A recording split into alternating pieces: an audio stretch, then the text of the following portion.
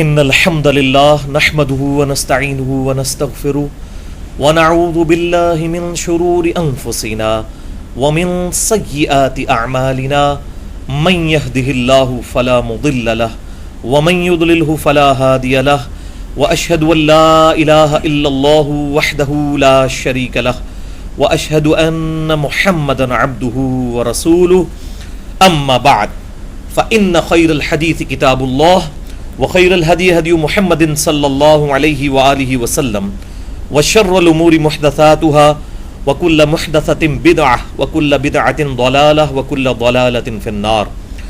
اعوذ باللہ السمیع العلیم من الشیطان الرجیم من ہمزہ ونفخہ ونفثہ. بسم اللہ الرحمن الرحیم.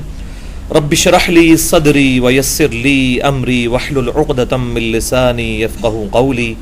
بسم اللہ الرحمن الرحیم. ان اللہ وملائکتہ یصلون علی النبی یا ایہا الذین آمنوا صلوا علیہ وسلموا تسلیما. اللہم صل علی محمد وعلی آل محمد کما صلیت علی ابراہیم وعلی آل ابراہیم انک حمید مجید. اللہم بارک علی محمد وعلی آل محمد کما بارکت علی ابراہیم وعلی آل ابراہیم انک حمید مجید. اللہم ربنا آتنا فی الدنیا حسنة وفی الآخرة حسنة وقنا عذاب النار. ربنا آتنا من لدنک رحمة وہیئ لنا من امرنا رشدا. لا الہ الا انت سبحانک انی کنت من الظالمین. الحمدللہ آج 24 ستمبر 2016 اور ہفتے کا دن ہے. آج ہماری گفتگو روٹین سے ہٹ کر یعنی ترجمہ کلاس سے ہٹ کر فی البدی انشاءاللہ ڈسکشن ہوگی کوسچن آنسر سیشن کے پوائنٹ آف ویو سے، کیونکہ آج آپ دیکھ رہے ہیں میری حالت، یہ دائیں والی آنکھ میری کافی زیادہ جو ہے وہ ڈسٹرب ہے. اس کی وجہ سے جو ہے وہ لائٹ دیکھنا میرے لیے مشکل ہے، تو اسی لیے ساری لائٹس بند کروا کے یہ اوپر والی آن کی ہے. تو لیکن ناغہ نہیں کرنا چاہیے. الحمدللہ اکتوبر 2010 سے لے کر ابھی تک کوئی ناغہ نہیں ہے الحمدللہ. اور ڈاکٹر اسرار صاحب رحمہ اللہ وعلیہ السلام، ان کی بات مجھے ہمیشہ یاد رہتی ہے کہ وہ اکثر کہا کرتے تھے کہ استقامت میں ہی کرامت ہے.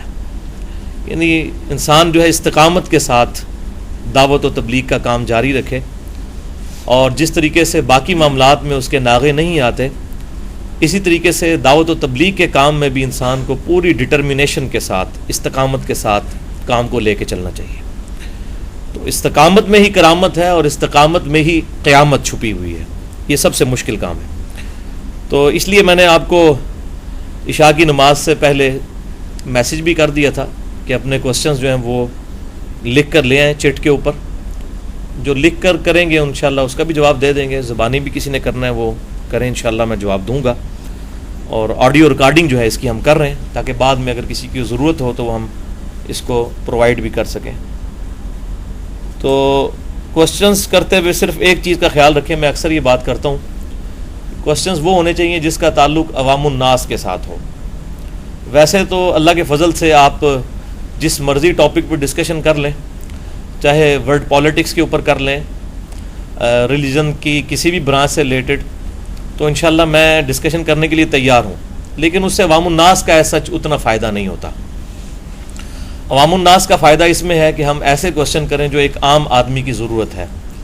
عام آدمی کو اس سے صبح و شام واسطہ پڑتا رہتا ہے. باقی فلسفیانہ ڈسکشن اور ایسے اختلافی مسائل جو اس وقت دنیا سے ناپید ہو چکے ہوئے ہیں، ایک تو ہے کہ ایک لیونگ کوئی ایشوز ہیں ان کو تو ضرور ڈسکس کریں. جو چیز اپنے وقت کے ساتھ ختم ہو چکی، آج اس کا نام و نشان نہیں، اکثریت کو چیزیں پتہ نہیں ہیں، تو بلکہ شاید علماء کی اکثریت کو بھی وہ چیزیں نہیں پتہ، ان کے اوپر سوال کرنے کا فائدہ نہیں ہوتا اور ٹائم ضائع کرنے والی بات ہے. لیکن الگ سے ضرور پوچھیں. علم حاصل کرنا ہر شخص کا یہ جو ہے وہ حق ہے کہ وہ سوال کرے، اور سوال کرنے سے ہی انسان کو علم میں اضافہ ہوتا ہے. اور سوال جو ہے بسا اوقات آپ کی ایسی الجھنیں دور کر دیتا ہے جس کے لیے شاید آپ کو سالوں ریکوائرڈ ہوتے ہیں اگر خود کوئی شخص تحقیق کرنا شروع کر دے بعض معاملات میں. باقی جو ڈیٹم لیول کا ایک بیسک لیول کا ریلیجن ہے وہ ہر شخص کی بنیادی ضرورت ہے، اور وہ بڑی آسانی کے ساتھ حاصل کیا جا سکتا ہے الحمدللہ. تو فیضان بھائی سب سے پہلے آپ سوال کریں، چونکہ آپ کے کچھ سوال اس دن بھی رہ گئے تھے، تو سٹارٹ آپ سے ہی کرتے ہیں. ہاں جی. صدقے کے بارے میں پوچھنا تھا کہ صدقہ جو ہے وہ اگر ایک ٹیچر اسٹوڈنٹس کو پڑھاتا ہے اور ساتھ اس کو اس کی سیلری بھی ملتی ہے، کیا سیلری لینے سے وہ پڑھایا ہوا ایکول ہو جائے گا سیلری لینے سے، یا وہ صدقہ جاریہ رہے گا؟ ٹھیک ہے، بہت پیارا سوال کیا فیضان بھائی نے کہ جو ٹیچر ہے جو اپنے اسٹوڈنٹ کی اچھی تربیت کرتا ہے تو کیا اسے ثواب ملے گا حالانکہ وہ اس کی سیلری بھی لے لیتا ہے.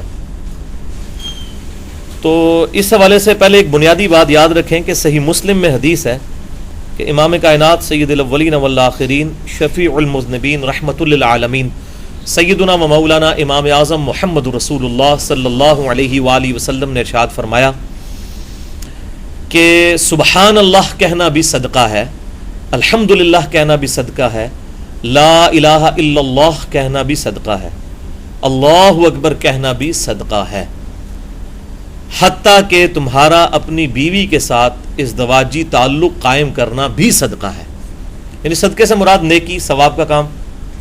صحابہ کرام نے پوچھا یا رسول اللہ صلی اللہ علیہ وسلم، اگر ہم اپنی بیویوں کے ساتھ ازدواجی تعلق قائم کرتے ہیں جو کہ خالصتاً ظاہر ہے ایک سیکس کے پوائنٹ آف ویو سے ایک خالصتاً حیوانی جذبہ ہے جو حیوان کے اندر بھی موجود ہے، انسان میں بھی موجود ہے.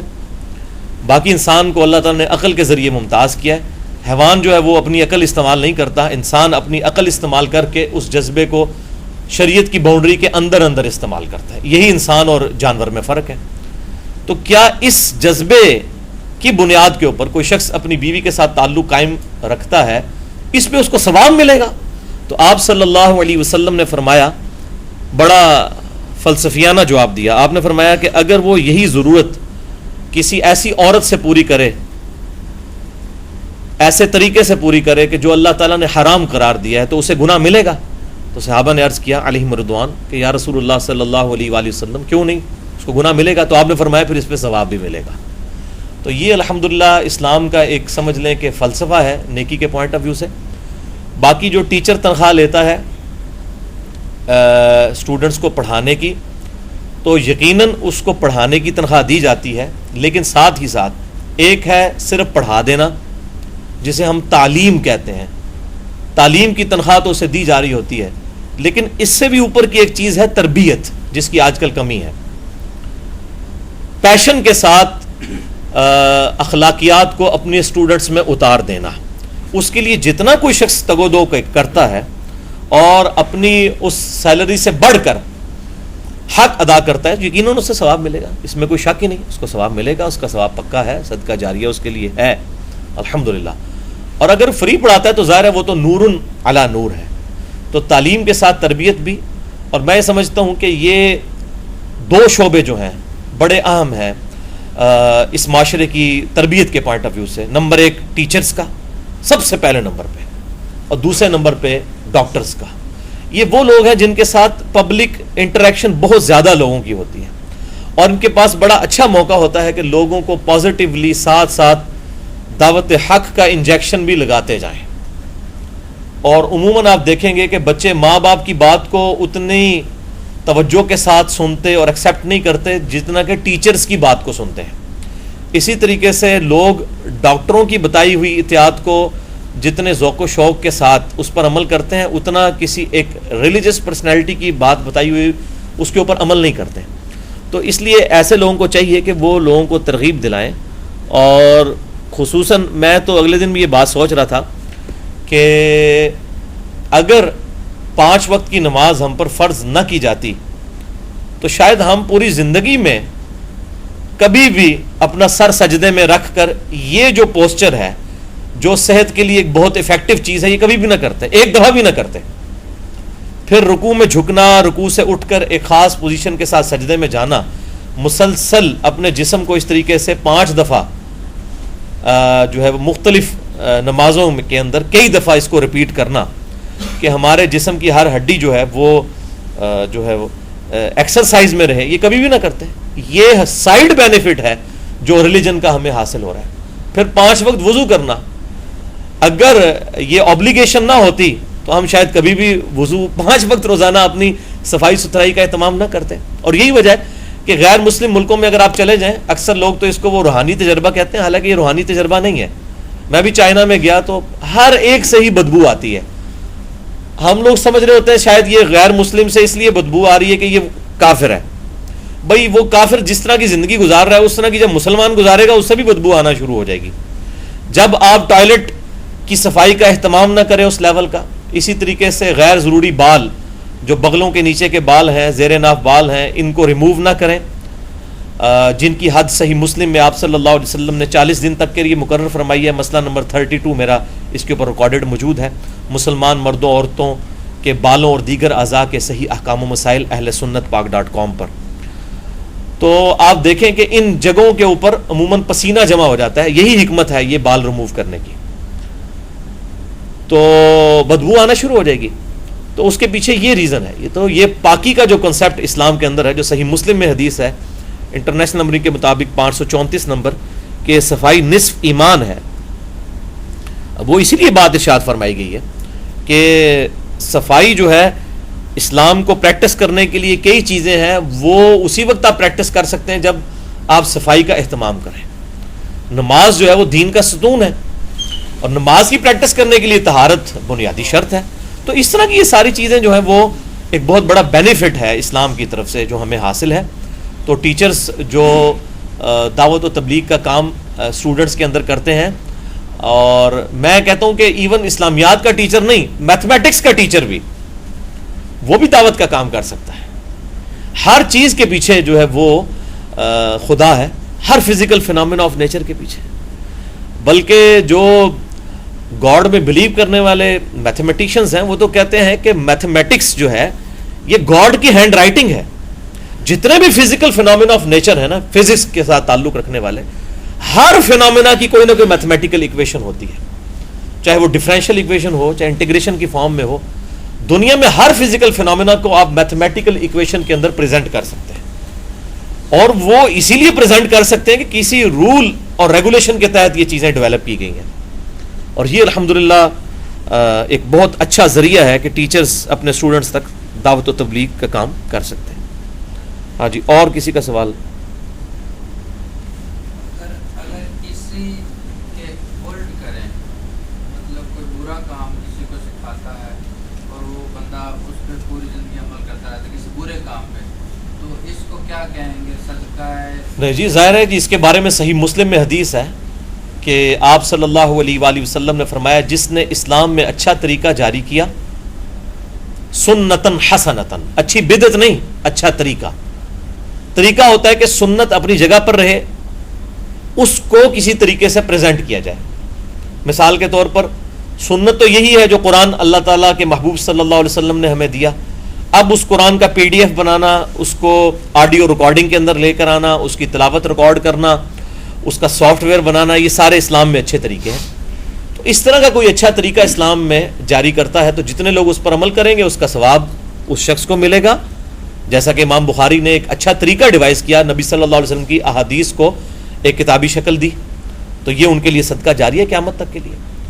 تو اس شخص کو سب کا ثواب ملے گا جتنے لوگ بینیفیشری ہوں گے, اور جو لوگ یہ کام خود کر رہے ہوں گے نیکی کا, اس شخص کی وجہ سے ان کے ثواب میں بھی کمی نہیں آئے گی, ان تمام کا کلیکٹیو ثواب بھی اس کو ملے گا. جیسا کہ ہم تمام مسلمانوں کے نیک اعمال کا ثواب آپ صلی اللہ علیہ وآلہ وسلم کو آٹومیٹکلی ملتا ہے. ظاہر آپ نے امت تک حق بات پہنچائی. اور ساتھ ہی صحیح مسلم میں الفاظ ہیں جس نے اسلام میں برا طریقہ جاری کیا, تو جتنے لوگ اس برائی پر عمل کریں گے ان کی برائی کا وبال بھی اس شخص پہ پڑے گا, لیکن جو لوگ خود برائی پہ عمل کر رہے ہیں ان کی کہیں کمی نہیں آئے گی. وہ یہ نہ سمجھے کہ اب کوئی قادیانی یہ نہ سمجھے کہ غلام احمد قادیانی میرے گناہوں کا بوجھ اٹھا لے گا. نہیں, وہ تو اٹھائے گا, لیکن اس کے جو سزا ہے اس میں بھی کمی نہیں ہوگی, کیونکہ اس کو بھی تو اللہ تعالیٰ نے عقل دی تھی نا. تو جو بھی برائی کرتا ہے برائی کا وبال اس پر اور اس کے پیچھے چلنے والوں پر بھی, اور اس سب کا کلیکٹیو جو ہے اس کے اوپر. جیسے صحیح بخاری میں حدیث ہے کہ آدم علیہ السلام کے بیٹے قابیل نے حابیل کو قتل کیا, تو قیامت تک جتنے لوگ قتل کریں گے اس کا وبال قابیل کے اوپر پڑتا رہے گا, کیونکہ وہ اس بدعت کا بانی ہے ایک انسان کی جان لینے کا, اور ان کے گناہ میں بھی کمی نہیں آئے گی. تو یہی ہے، ایسے وہ ڈاکٹر طاہر القادری صاحب بھی دھوکہ دیتے تھے، اچھی بدعت اور بری بدعت. میں نے پورا الگ سے لیکچر ریکارڈ کروا دیا، مسئلہ نمبر 75B، اسلام میں اچھی بدعت اور بری بدعت سے متعلق 5 اشکالات کا تحقیقی جائزہ. وہ الگ سے اس کا کلپ بھی تقریباً 50 منٹ کا، reply to doctor Tahir al-Qadri صاحب، اچھی بدعت اور بری بدعت، اس حوالے سے وہ چڑھا ہوا ہے. اس میں میں نے کئی مثالیں دی ہیں، جیسے قرآن حکیم پر اعراب لگوانا ہے، اعراب لگوانا. ایک لفظ ہے اعراب، قالت الاعراب، اعراب کہتے ہیں جو یہ بادیہ نشین بدو لوگ ہیں. ایک ہے الف کے نیچے زیر، حمزہ کے نیچے زیر، اعراب، زبر زیر پیش، ان کو اعراب کہا جاتا ہے، جس کی وجہ سے الفاظ جو عربی کے ہیں ان کی حیت بدل جاتی ہے پروننسیشن کے اعتبار سے. تو یہ قرآن حکیم پر اعراب سیدنا علی رضی اللہ تعالیٰ عنہ کے دور میں ابو الاسود الدولی جو کہ چیف جسٹس تھے کوفہ کے، ان کے ذریعے سیدنا علی رضی اللہ تعالیٰ عنہ علیہ السلام نے لگوائے. تفسیر قرطبی میں اور باقی تفاسیر میں آپ کو یہ بات مل جائے گی. ویسے تو عموماً مشہور ہے کہ حجاج ابن یوسف نے لگوائے، یہ بھی نکلتا ہے، مختلف جگہ پہ لکھا ہوا ملتا ہے. بل مضبوط بات یہ ہے کہ سیدنا علی نے یہ کام کیا. تو یہ کوئی اسلام میں بدعت نہیں انہوں نے کی ہے، قرآن تو اپنی جگہ پہ الحمدللہ رب العالمین. اب عربی کو ایک عربی زبان جاننے والا اعراب نہ بھی لگے ہوئے ہوں، وہ اس کو اسی طرح پڑھے گا. اس کی میں مثال آپ کو دیتا ہوں. اردو زبان میں لفظ ہے دن، دن، ڈے انگلش میں. دن کے سپیلنگ جب ہم لکھتے ہیں تو دال اور نون لکھا ہوا ہو، اردو زبان جاننے والا کوئی بھی شخص اس کو دن ہی پڑھے گا، دن یا دن نہیں پڑھے گا. کیوں؟ اسے پتہ ہے اس کے نیچے زیر آتی ہے، لفظ ہوتا ہی دن ہے، دن یا دن نہیں ہوتا. تو اب وہ زیر اگر کوئی ڈال دے تب بھی لفظ اپنی جگہ پہ ہے، نہ بھی ڈالے تب بھی اپنی جگہ پہ ہے. بس یہی کام ہوا ہے. اس حوالے سے ڈاکٹر طاہر القادری صاحب یا الیاس قادری صاحب یا بریلوی مکتبہ فکر کے علماء جو مثالیں دیتے ہیں کہ جی یہ بھی بدعت ہے، یہ بدعت کہاں سے ہے میرے بھائی؟ یہ تو اسلام میں ایک اچھا طریقہ ہے. بدعت تب تھی کہ قرآن کو بدل دیا جاتا، وہ بدعت ہوتی. تو یہ بدعت نہیں ہے، یہ اسلام میں اچھا طریقہ ہے. جس نے اسلام میں اچھا طریقہ جاری کیا، یعنی اوریجنل اسلام اپنی جگہ پر رہے، اس کے اندر آپ جتنی انوویشن لے کے ہیں. مثال کے طور پر پہلے لوگ اونٹوں پر سفر کرتے تھے، 4 مہینے کا پیدل سفر تھا ہمارے اس پاکستان، انڈیا، بنگلہ دیش تو خیر بہت دور ہے، ان کو تو شاید 5 مہینے لگ جاتے ہوں، اور اتنی مشکل سے پیدل پہنچتے تھے، اور بحری جہاز میں بھی ہفتوں لگتے تھے. آج جناب اسلام آباد سے جدے کی فلائٹ جو ہے جاتے ہوئے 4-4.5 گھنٹے کی ہے، واپسی پہ 3 سے 3.5 گھنٹے کی ہے. زمین کی اورینٹیشن کی وجہ سے وہ فرق پڑتا ہے، واپسی پہ وقت جو ہے جلدی طے ہوتا ہے. تو اب جس نے، اگر یہ مسلمان ہے جس نے بوئنگ 747 بنایا ہے، تو اس کے لیے تو صدقہ جاریہ ہے، لوگوں کے لیے آسانی کر دی، کدھر 4 مہینے کدھر 4 گھنٹے. تو اچھا طریقہ. اسی طریقے سے مسجد میں پنکھے لگوانا، قالین، اسپیکر کا استعمال، یہ تمام چیزیں اسلام میں اچھے طریقے ہیں، نہ کہ یہ بدعات ہیں. بدعات یہ ہوتی ہیں کہ اس کی وجہ سے اوریجنل اسلام بدل دیا جاتا ہے، اسلام کا کوئی رکن چینج کر دیا جاتا ہے. یعنی آپ حج پہ چاہے اونٹ پہ جائیں، چاہے بحری جہاز میں جائیں، چاہے ایروپلین میں جائیں، آپ نے حج کے ارکان تو وہی ادا کرنے جو ہیں، ان کو کوئی اگر بدل دیتا ہے تو وہ پھر بدعت ہوگی.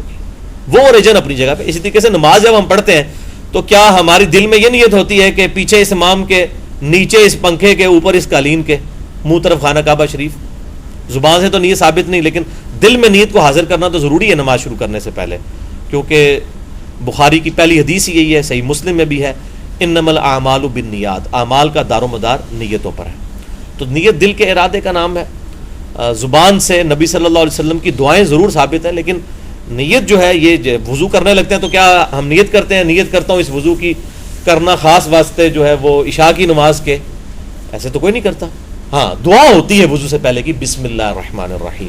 تو نیت تو پیورلی دل کے ارادے کا نام ہے، وہ آپ کریں جتنی مرضی، تو اس پر ثواب ہے. اچھا، نیت کے والے سے بھی آج مجھے کسی نے سوال کیا تھا، میں ایڈریس کر دوں ساتھ ہی، کہ انما الاعمال بالنیات کا مطلب کیا ہے؟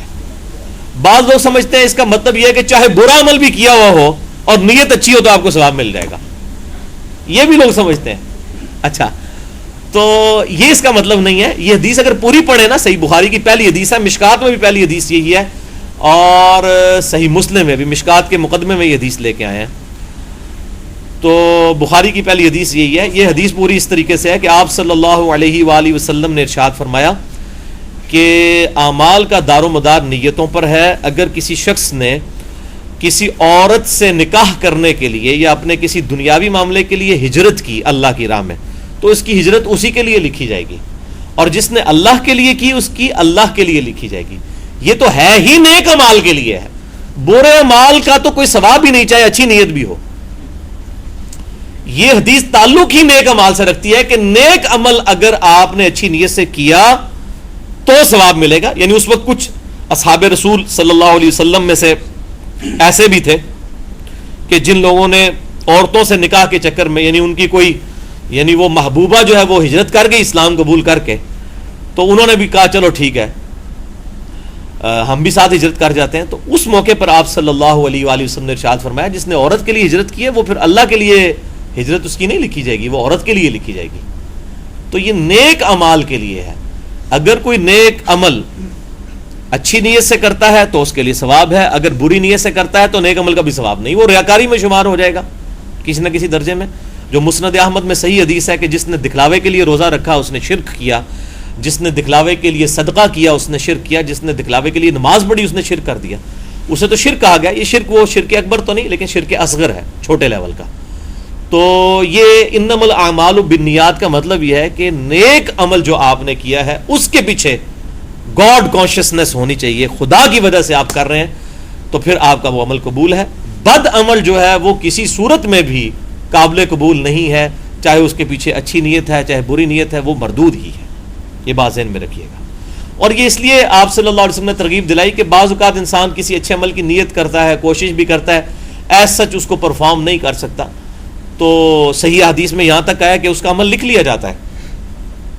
حتیٰ کہ صحیح الاسناد حدیث بخاری اور مسلم میں ایسی آئی ہیں جن کا مفہوم کچھ یوں بنتا ہے کہ اگر کوئی شخص اپنی صحت کے ایام میں کوئی نیک عمل کرتا تھا اور اب بیمار ہو گیا تو اللہ تعالیٰ فرشتوں کو حکم دیتا ہے کہ اگر اس کو میں صحت دیتا تو یہ وہی عمل کرتا نا, تو اب اس کے تم نیک اعمال اسی طریقے سے لکھتے رہو.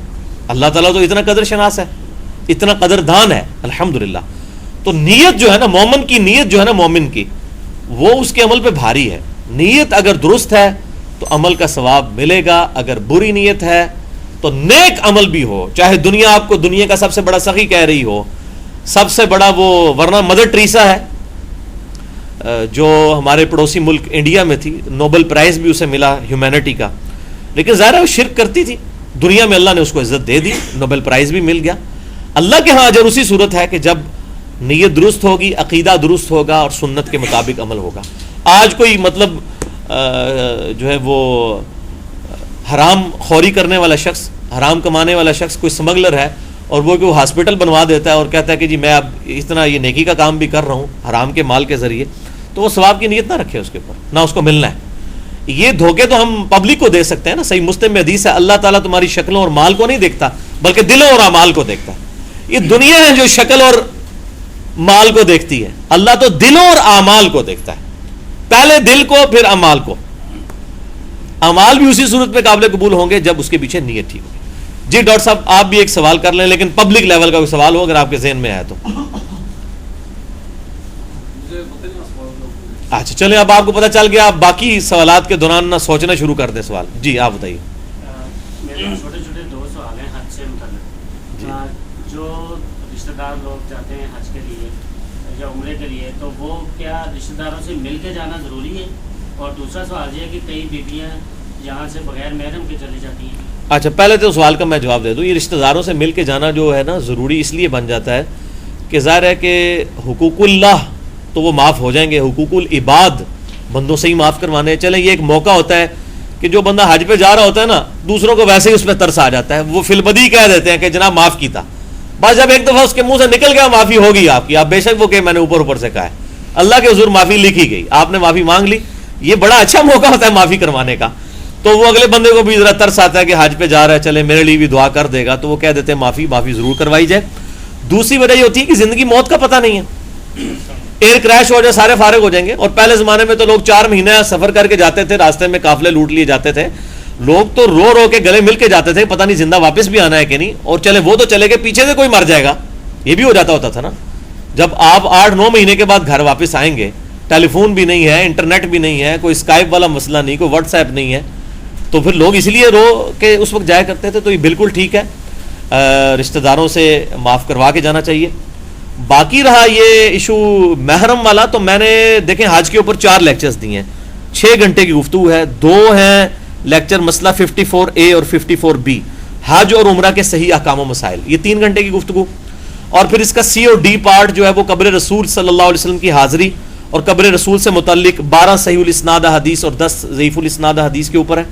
اس میں نے یہ محرم کے ساتھ جو حج والا ایشو ہے اس کو بتایا کہ اگر عورت بوڑھی ہو تو میں نے اس میں احادیث بھی صحیح بخاری سے پیش کی ہیں, اور راستے میں امن ہو تو حج کے لیے عورت بغیر محرم کے سفر کر سکتی ہے. عورت بوڑھی ہو, جوان عورت کی میں بات نہیں کر رہا, بوڑھی عورت ہو. اب بوڑھی عورت سے مراد مطلب آپ سمجھے 50+, جس کو مطلب وہ پیریڈز آنا بند ہو چکی ہوں شرعی اعتبار سے. ویسے تو 60 سال میں بھی بات بوڑھی نہیں ہوتی ہیں, ان کی خواہش ہی نہیں ہوتی بوڑھی ہونے کی, وہ الگ بات, ان کے لیے اجازت نہیں ہے. عام ہم بوڑھیا جو عورتیں ہیں ان کی بات کر رہے ہیں. تو چونکہ اب یہ کمبائنڈ سفر ہے, حالت امن میں ہے, تو بخاری میں حدیث موجود ہے کہ ایک زمانہ آئے گا کہ ایک عورت اکیلی زیورات کی لدی ہوئی جو ہے وہ طواف کعبہ کے لیے آئے گی اور اسے کوئی خطرہ نہیں ہوگا. تو اسی احادیث کی روشنی میں امام ترمذی نے بھی حدیث لی ہے, اس میں لکھا ہے کہ امام شافعی اور امام احمد بن حنبل کا موقف ہے کہ حج کا سفر عورت بغیر محرم کے کر سکتی ہے اگر راستے میں امن ہو, اور آج کل امن ہی ہوتا ہے کیونکہ گروپ کی فارم میں ہوتا ہے, تو اس میں جوان عورت نہیں. اور یہاں تو حالت یہ ہے کہ کتنے جو پیر ہیں وہ جوان مریدنیوں کو ساتھ لے کے گئے ہوتے ہیں, مولوی جوان عورتوں کو ساتھ لے کے چلے جاتے ہیں, پتہ نہیں وہ جو لے کے جانے والا ہے وہ فرشتہ لوگ سمجھ رہے ہوتے ہیں. تو یہ بالکل اس طریقے سے منع ہے. بخاری و مسلم کی متفق علیہ حدیث ہے اس حوالے سے کہ آپ صلی اللہ علیہ وسلم نے فرمایا کہ لعنت ہے اس عورت کے اوپر جو بغیر محرم کے جو ہے سفر اختیار کرتی ہے. تو اس اعتبار سے جو ہے وہ احتیاط کرنا چاہیے. باقی آج میں بتاؤں, ہمارا بھی جہلم شہر سے تقریباً سمجھ لیں 130 کلومیٹر کے قریب ہے اسلام آباد. اسلام آباد میں چونکہ بہترین یونیورسٹیز ہیں, قائد اعظم یونیورسٹی ہے, اسلامک انٹرنیشنل یونیورسٹی ہے, نسٹ ہے, تو یہاں ہمارے جہلم سے کئی بچیاں جو ہیں وہ تعلیم کے لیے جاتی ہیں. اب ظاہر ہے کہ اکثر لوگ تو خود ہی مطلب والدین چھوڑنے کے لیے چلے جاتے ہیں, بعض لوگوں کے لیے افورڈیبل نہیں ہے, تو یہاں سے وہ ہائیسٹ میں بٹھا دیتے ہیں اور وہاں سے وہ اتر کے تو یونیورسٹی ہاسٹل تک چلی جاتی ہیں, کیونکہ یونیورسٹی کی بسیں بھی آئی ہوئی ہوتی ہیں. اب اس مسئلے میں اجتہاد کی ضرورت ہے, اس کے اوپر وہ حدیثیں فٹ کرنا میں سمجھتا ہوں زیادتی ہے, جبکہ حالت امن اس حوالے سے ہے کہ ہائیسٹ کے اندر ایک یعنی عزت والا سفر ہے. اب تو خیر بہت زیادہ عزت والا ہو گیا, پہلے تو یہ 18 بٹھاتے تھے, اب 15 بٹھانے شروع کیے ہیں پچھلے 2-3 مہینے سے. تو اس میں کمبائنڈ سفر ہے, مرد و عورت جو ہیں, عورتوں کی سیٹیں الگ ہوتی ہیں, مردوں کی الگ ہوتی ہیں, اور پھر ایک کمبائنڈ فارم میں سفر یعنی امن والا سفر ہے. ہمیں مطلب سالوں کے تجربے کے بعد یہ بات پتہ چل گئی ہے, تو اس میں کوئی نہ کوئی گنجائش اس حوالے سے نکل آتی ہے. اسی طریقے سے ریل کار کے اندر اگر بکنگ کروا دی جاتی ہے یا ڈائیو کے ذریعے, اور لوگ عزت کے ساتھ ایک طرف بٹھانے والے موجود ہیں, دوسری طرف اتارنے والے محرم ہیں, تو اس میں جواز کی حد نکل آتی ہے. باقی لیکن یہ جواز کی حد تک ہے, نظر رکھنا بڑی ضروری ہے, کیونکہ ہاں جی حادثے کی وہ تو خیر کچھ بھی حادثے کی شکل میں تو یہ بھی ہو سکتا ہے اس کے ساتھ والا محرم بھی مر جائے, وہ تو کچھ بھی ہو سکتا ہے. ہم تو ایک عموم کی بات کر رہے ہیں. بہرحال کوشش یہی کرنی چاہیے کہ ایسی حرکت نہ کی جائے, اگر کوئی افورڈ کر سکتا ہے تو وہ کرے. یعنی صحیح مسلم میں حدیث ہے, لوگوں کو آسانیاں بتاؤ, لوگوں کو دین سے متنفر نہ کرو. لیکن آسانیوں کا مطلب یہ نہیں ہے کہ غامدی صاحب کی طرح, میں ان کی بڑی عزت کرتا ہوں, میں اپنا کئی معاملوں میں انہیں مرشد سمجھتا ہوں, میں نے ان سے بہت کچھ سیکھا ہے. اب یہ انہی سے ہی سیکھا ہے کہ چونکہ میں نے ان کے خلاف بات کرنی ہے تو پہلے میں ان کی تعریف کر رہا ہوں. تو غامدی صاحب کئی معاملات کے اندر بالکل لینینٹ پوائنٹ آف ویو جو اڈاپٹ کر لیتے ہیں, تو آپ لینینٹ پوائنٹ آف ویو ضرور اڈاپٹ کریں اس حدیث کے تحت, لیکن ایک خاص حد کو کراس نہیں کرنا چاہیے. اب اس کی بنیاد پہ عورتوں اور مردوں کا مخلوط میل جول نہیں ہونا چاہیے. کمبائنڈ سٹڈیز جو ہیں عورتوں اور مردوں کی, اس کو تو کسی صورت الاؤ نہیں کرنا چاہیے جی, بالکل. جس طرح ابھی بھی کئی یونیورسٹیز ہیں, میڈیکل کی تعلیم عورتوں کی الگ ہے, مردوں کی الگ ہے, تو کمبائنڈ سٹڈی جو ہے وہ تو خالصتاً جرم ہے. اور اس حوالے سے صحیح بخاری میں حدیث ہے جہاں 2 مرد و عورت تنہا ہوتے ہیں, تیسرا شیطان وہاں پہ ہوتا ہے. اور کئی حدیث ہے, مسئلہ نمبر 106 میرا ریکارڈ ہے, کالج اور یونیورسٹیز کے اسٹوڈنٹس کی ڈیٹس پہ ملاقاتوں کے اوپر, اور یہ جو ویلنٹائن ڈے اور یہ ساری جو اس طرح کے معاملات چل رہے ہیں, تو اس میں احتیاط کی ضرورت ہے. باقی صحیح مسلم میں ایک حدیث ہے کہ گناہ وہ جو تیرے دل میں کھٹکے اور تو اس بات سے آر محسوس کرے کہ لوگ اس پر مطلع ہو, تو یہ دل کا مفتی اکثر بتا دیتا ہے.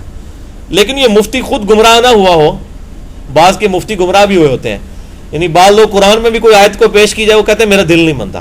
تو اس قسم کا جو گمراہ مفتی ہے نا, جس کا دل اس کے لیے یہ نہیں ہے. مطلب قرآن آ گیا تو پھر دل کی تو ماننی نہیں ہے, پھر تو قرآن و سنت کی ماننی ہے. ٹھیک ہے. اور اس حد تک کہ صحیح بخاری میں حدیث ہے کہ ایک جوڑا تھا غلاموں کا, غلام عورت تھی اور اس کا خاوند بھی غلام تھا. اس کی عورت جو ہے وہ آزاد ہو گئی. اب جب عورت آزاد ہو جائے تو اس کی مرضی ہے, چاہے اب اس خاوند کے ساتھ رہے, کیونکہ اس کے خاوند تو غلام ہے اور علیحدگی بھی اختیار کر سکتی ہے وہ عورت. تو اس عورت نے علیحدگی اختیار کر لی. اب اس کا خاوند جو ہے وہ گلیوں میں روتا تھا, اس کی داڑھی بھی آنسوؤں سے تر ہو جاتی تھی اپنی بیوی کی خاطر. آپ صلی اللہ علیہ وسلم کو ترس آیا, صحیح بخاری میں حدیث ہے. آپ نے اس کو بلایا, اس کے خاوند کو, اس کی بیوی کو بلوایا. آپ نے فرمایا کہ تو دیکھ نہیں رہی تیرے خاوند کی کیا حالت ہے, تو اس کے ساتھ رہا. اس نے کہا یا رسول اللہ صلی اللہ علیہ وسلم مجھے اللہ نے حق دیا, میں نے اس حوالے سے استعمال کیا. تو اس نے سوال کیا یا رسول اللہ صلی اللہ علیہ وسلم کیا آپ مجھے حکم دے رہے ہیں یا مشورہ دے رہے ہیں؟ تو آپ صلی اللہ علیہ وسلم حکم کیسے دے سکتے تھے؟ نبی تو شریعت کو نہیں توڑ سکتا نا, وہ خود دائی ہوتا ہے شریعت کا. آپ فرمایا حکم نہیں ہے, اللہ کا حکم ہے, جو اس میں تو تجھے آزادی موجود ہے. تو آپ صلی اللہ علیہ وسلم فرمایا میرا مشورہ ہے. تو آپ نے فرمایا, اس نے عرض کیا اللہ کے رسول پھر میں آپ کا مشورہ نہیں مانتی, اور اس نے علیحدگی اختیار کر لی. آپ نے بھی اس پہ کوئی قدغن نہیں لگائی کہ گستاخی ہو گئی ہے. تو اس طرح دین کے معاملے میں جہاں جہاں آسانی ہے وہاں بالکل دیں گے, کوئی اس کو روک نہیں سکتا. جہاں جہاں سختی ہے وہاں پہ کوئی آسانی نہیں دے سکتا. حتیٰ کہ پیغمبر بھی اپنی مرضی سے کوئی اس طرح کا معاملہ نہیں کر سکتا جب تک کہ اسے وحی کی تائید حاصل نہ ہو. بسا اوقات پیغمبر کو اپنے طور پہ ڈیسیژن لیتا ہے, اللہ تعالیٰ اس کو اس کی توثیق کر دیتا ہے, تو وہ دین ہے. بسا اوقات وہ ڈیسیژن کرتا ہے, اللہ تعالیٰ اس میں کوئی اصلاح فرما دیتا ہے, تو وہ پھر پیغمبر اس میں بیک فٹ پہ چلے جاتے ہیں. اسی لیے پیغمبر کے بارے میں کہا جاتا ہے کہ پیغمبر کی ہر بات قابل اتباع ہے آج کی ڈیٹ میں, کیونکہ اگر اللہ تعالیٰ نے اس معاملے میں اصلاح فرمائی تو آپ صلی اللہ علیہ وسلم نے رجوع کر لیا. جیسا کہ سورہ توبہ میں آتا ہے کہ آپ صلی اللہ علیہ وسلم نے منافق کا جنازہ جب پڑھا دیا تھا, بخاری مسلم میں آتا ہے عبداللہ ابن ابی کا, تو سورہ توبہ میں آیات نازل ہوئی کہ آج کے بعد آپ نے یہ کسی منافق کا جنازہ نہیں پڑھانا, نہ اس کی قبر پہ کھڑا ہونا ہے. تو آپ صلی اللہ علیہ وسلم کو منع فرما دیا گیا, آپ نے اس کے بعد ایسا نہیں کیا. تو اس طرح کے معاملات, اس کو کہتے ہیں نا لغزش یا اجتہادی خطا. گناہ نہیں کہتے, کیونکہ گناہ وہ ہوتا ہے جس پہ پہلے وعید نازل ہوئی ہو. جو پروفٹ اپنے اجتہاد کے ساتھ ایکسپرٹ اوپینین استعمال کرتے ہوئے کوئی بات کرتا ہے. اب کئی چیزیں جو آپ نے کی ہیں اللہ تعالیٰ نے اسے انڈورس کر دی ہے. آپ صلی اللہ علیہ وسلم فرمایا کہ اگر مجھے امت کا خیال نہ ہوتا, بخاری اور مسلم کی حدیث ہے, میں انہیں مسواک کرنے کا حکم دے دیتا. یہ آپ نے خود ارشاد فرمایا, تو انڈورسڈ ہے. اسی طریقے سے بخاری اور مسلم کی حدیث ہے, اگر مجھے امت کا خیال نہ ہوتا تو میں عشاء کی نماز میں تاخیر کا حکم دے دیتا. تو یہ انڈورسڈ ہے. تو اس طرح کے معاملات ہیں. ہاں جی, اور سوال کسی کا؟ کوئی شخص جو ہے نا وہ طلاق کے لیے ضابطے کے الفاظ استعمال نہیں کرتا, طلاق کے الفاظ جو ہے نا وہ استعمال نہیں کرتا, تو کوئی دوسرے کو جھالانا ہے الفاظ استعمال کر دیتا ہے, جیسے وہ کہتا ہے کہ تو میری طرف سے فارغ ہے, تو میری طرف سے فارغ ہے, یا تو میری بیوی نہیں ہے. ٹھیک ہے اس سے اس میں خلل آئے گا؟ جی بالکل خلل آئے گا. یہ بات یاد رکھیے کہ اگر کوئی مرد اپنی عورت کو کسی ایسے الفاظ کے ساتھ طلاق دیتا ہے جب کہ اس کی نیت بھی طلاق کی ہو, یہ اس میں امپلائڈ ہے, یہ شرط ہے. مثلا کہتا ہے کہ تو میرے طرف سے فارغ ہے. اب اگر اس کی نیت یہ تھی کہ میں طلاق کے معنوں میں کہہ رہا ہوں, تو طلاق لفظ بولنا ضروری نہیں ہے. طلاق لفظ بولنا ضروری ہوتا تو گونگا تو کبھی بیوی کو طلاق نہ دے سکتا. تو لفظ کے ساتھ اس کا تعلق نہیں ہے. اس نے کہا کہ تو میری طرف سے فارغ ہے, اور نیت تھی اس کی طلاق کی. اگر 3 طلاق کی تھی تو تینوں ہو گئی ہمیشہ کے لیے فارغ. اگر 1 کی تھی تو 1 ہوئی. اب اس سے پوچھا جائے گا یہ تم نے جو فارغ کا ہے اس سے مراد 1 طلاق لی ہے کہ 2 طلاق کے 3 طلاق؟ اگر 3 سے کم ہے پھر تو رجوع ہو سکتا ہے 3 مہینے کے اندر. 3 مہینے کے بعد بائن ہو جائے گی, یہ طلاق رجی نہیں رہے گی, بائن ہو جائے گی. پھر اب اس عورت کی مرضی, چاہے اس کے ساتھ ہی نکاح کرے چاہے کسی اور مرد کے ساتھ نکاح کرے, پھر نکاح بھی نیا ہوگا, حق مہر بھی نیا, جب 3 مہینے 3 طہور گزر جائیں گے. تو فارغ ہے یا تو میری بیوی نہیں ہے, ٹھیک ہے, تو اس میں اس کی نیت دیکھی جائے گی. باقی جو عام طور پہ الفاظ اس طریقے سے کوئی استعمال کر دیتا ہے کہ تو میری طرف سے فارغ ہے, اور وہ یہ محاورتاً استعمال کر رہا ہے غصہ نکالنے کے لیے, یا وہ کہہ دیتا ہے کہ تو میری بیوی نہیں ہے, ٹھیک ہے, یا کوئی بیوی اپنے خامند کو کہہ دیتی ہے, ویسے زیادہ تر بیوی ہی کہتی ہیں, تو ادھر تو خطرہ نہیں ہے. اسی لیے اللہ تعالیٰ نے جو ہے وہ طلاق کا اختیار جو ہے وہ مرد کو دیا ہے. مرد کا ٹیمپرامنٹ جلدی لوز نہیں ہوتا, عورت کا جلدی ہو جاتا ہے. تو وہ الفاظ کے پیچھے نیت کے اوپر پھر اس کا فیصلہ ہوگا. اگر وہ کہہ دیتا میری نیت نہیں تھی, دیٹس آل. لیکن طلاق کے جب لفظ بولے گا نا, پھر اس کی نیت نہیں دیکھی جائے گی کہ جی میرا طلاق کا کہنے کا مطلب کوئی نہیں. طلاق کا مطلب طلاق ہی ہوتا ہے. طلاق جب وہ دے رہا ہوگا طلاق کے لفظ کے ساتھ, پھر اس کی نیت نہیں دیکھی جائے گی, پھر ظاہری الفاظ ہی دیکھے جائیں گے. اور طلاق کے مسئلوں میں مجھے اکثر لوگ فون بھی کرتے ہیں, میرا مسئلہ نمبر 15 ریکارڈڈ.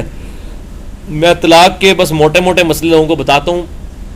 اگر پرٹیکولر کوئی کیس پوچھے تو میں کہتا ہوں میرے بھائی آپ کی پوری زندگی کا مسئلہ ہے, میرے پاس آئیں, دونوں پارٹیز کی بات سنیں. لوگ آدھی بات بتا کے تو اپنے مطلب کی بات نکلوانے کی کوشش کرتے ہیں. تو اس طرح پھر میں مطلب فون کے اوپر نہیں اس طرح کی باتیں کرتا. طلاق کے معاملات یہ بڑے خطرناک ہوتے ہیں. جی اور سوال کسی کا؟ جی ڈاکٹر صاحب. دیکھو صحیح مسلم کی حدیث ہے ہاں جی, کہ رسول اللہ صلی اللہ علیہ وسلم نے ایک شخص سے قرآن پاک سنا تو آپ علیہ السلام نے فرمایا اس پر اللہ تعالیٰ رحم کرے کہ میں یہ آیت نہیں پڑھا کرتا تھا, اس کو سن کے مجھے آیت یاد آئی. ہاں جی, بھول گیا تھا, نہیں پڑھا کرتا تھا, ہاں جی, یعنی وہ آیت ہی یعنی بھول گیا تھا نا, پہلے تو پڑھی تھی نا, آپ نہیں بتائی نا. تو ایسے ہو سکتا ہے, قرآن میں بھی آیت ہے سنقرئک فلا تنسى الا ما شاء اللہ. اے نبی ہم آپ کو پڑھائیں گے, آپ کبھی نہیں بھولیں گے مگر جو اللہ چاہے گا. آپ صلی اللہ علیہ وسلم کے بارے میں بخاری و مسلم میں کئی احادیث ہیں کہ آپ صلی اللہ علیہ وسلم نماز میں بھول گئے تو سجدہ صاحب, بعد میں صحابہ نے بتایا آپ نے سجدہ صاحب کیا. مسئلہ 92 میرا سجدہ صاحب پہ ریکارڈ ہے, اس میں میں نے یہ حدیث بیان کی ہیں. تو آپ صلی اللہ علیہ وسلم انسان تھے تو ایسے معاملات ہو جاتے تھے. بسا اوقات ایک وقتی طور پر کوئی چیز ذہن سے اتر جاتی تھی. تو اس طرح کی جو احادیث آئی ہیں صحیح مسلم کے اندر یا باقی کتابوں میں, تو اس سے حجیت حدیث پہ کوئی فرق نہیں پڑتا. اس کی وجہ ہے کہ آپ صلی اللہ علیہ وسلم کے ساتھ ایسے لوازمات لگے ہوئے تھے. اس طرح کی کئی چیزیں قرآن کے اندر بھی آ جاتی ہیں. جب قرآن کے اندر آتی ہیں تو اس کی ہم تعویلات کرتے ہیں. لہٰذا حدیث اگر صحیح سند سے ثابت ہے, جہاں تک اس کی تعویل کرنا ممکن ہے وہ کر کے اس کو منوان اس طریقے سے قبول کیا جائے. ہاں اس کی بنیاد پہ کوئی عقیدہ ایسا نہ گھڑ لیا جائے جو قرآن کے خلاف ہو. اب قرآن سے یہ سپورٹو ہے نا, سنقرئک فلا تنسى الا ما شاء اللہ. اے نبی ہم آپ کو پڑھائیں گے, آپ کبھی نہیں بھولیں گے مگر جو اللہ چاہے گا. تو کبھی کبھار آپ صلی اللہ علیہ وسلم کے ساتھ ایسے معاملات ہو جاتے تھے امت کی تعلیم کے لیے. اب یہ جو جادو والا معاملہ ہوا ہے, بخاری اور مسلم میں حدیث ہے, آپ صلی اللہ علیہ وسلم پر جادو ہوا, اس کے بعد آیات سورۃ الفلق اور سورۃ الناس کی سیدنا علی رضی اللہ تعالیٰ عنہ کو آپ صلی اللہ علیہ وسلم نے بھیجا, اور وہ کنویں سے نکالی گئی وہ پوٹلی جس میں آپ صلی اللہ علیہ وسلم کے بال مبارک تھے. اس کے بعد تو نہ آپ پہ دوبارہ کبھی جادو ہوا, نہ کسی صحابی پہ ہوا. وہ ایک علاج اترنے کا ذریعہ بنا. اللہ تعالیٰ نے ایک کیفیت سے آپ صلی اللہ علیہ وسلم کو گزارا, اور اس کیفیت میں بھی آپ کے کوئی دینی معاملات ڈسٹرب نہیں ہوئے تھے. اب بعض لوگ کہتے ہیں جی اگر آپ یہ بات کریں گے تو ان دنوں میں جو وحی نازل ہوئی ہے. میرے بھائی اگر امت نے اس سے یہ رزلٹ نکالا ہے کہ ان دنوں میں جو وحی نازل ہوئی ہے وہ قابل اعتبار نہیں ہے, پھر تو آپ کا اعتراض ٹھیک ہے. اگر امت اس کے باوجود کہہ رہی ہے کہ اللہ تعالیٰ کی حفاظت میں تھے, وہ صرف ایک ایشو میں, یعنی آپ صلی اللہ علیہ وسلم کو اپنے بیویوں کے پاس جانے کی وہ باری یاد نہیں رہتی تھی, اس کے علاوہ آپ کے اوپر کوئی نسیان طاری نہیں ہوا, تو امت نے غلط رزلٹ تو نکالا ہی نہیں اس سے. باقی رہا غیر مسلموں کا اعتراض کرنا, تو میرے بھائی غیر مسلموں کے تو اعتراضات ختم ہی نہیں ہوں گے. ان کے تو اعتراض قرآن کے اوپر ہے. لونڈیوں کے مسئلے پہ ان کا جو اعتراض ہے وہ تو قرآن سے کرتے ہیں, وہ تو حدیث سے کرتے ہی نہیں ہیں. تو کیا ہم کہیں کہ اس وقت جو لونڈیوں کا کانسیپٹ تھا وہ باطل تھا اور اللہ نے جو اجازت دی ہوئی تھی وہ غلط تھی؟ چلو حدیث میں ہوتی تو یہ سارے منکرین حدیث مل کے اس سے چھٹکارا کر لیتے, لیکن قرآن میں تو آیات موجود ہیں. اس زمانے میں جب تک یہ ایبسلیٹ نہیں ہوا تھا, اب تو ایبسلیٹ ہو چکے ہیں. میں نے اس کے اوپر مسئلہ 155 بھی ریکارڈ کروا دیا, نکاح مسیار, نکاح متا, اور اس حوالے سے سیکس سے ریلیٹڈ جتنے ایشوز ہیں ahlsunnatpart.com پہ مسئلہ نمبر 155. تو وہ اس طرح کی جتنی بھی چیزیں آتی ہیں, اسی طریقے سے آپ دیکھیں کہ اکثر لوگ کہتے ہیں جی وہ شیعہ کی کتابوں میں ایسی روایتیں ہیں جس سے تحریف قرآن کا شائبہ گزرتا ہے, اور وہ اس قرآن کو نہیں مانتے. حالانکہ آپ شیعہ سے پوچھیں, وہ کہتے ہیں کہ جی اثنا عشری جو ہے, میں ان کی بات کر رہا ہوں جو اکثریت میں ہے, وہ کہتے ہیں جی قرآن کا ایک لفظ بھی کوئی کم مانے وہ کافر ہے. وہ یہی قرآن پڑھتے ہیں, ان کی مسجدوں میں یہی قرآن موجود ہے.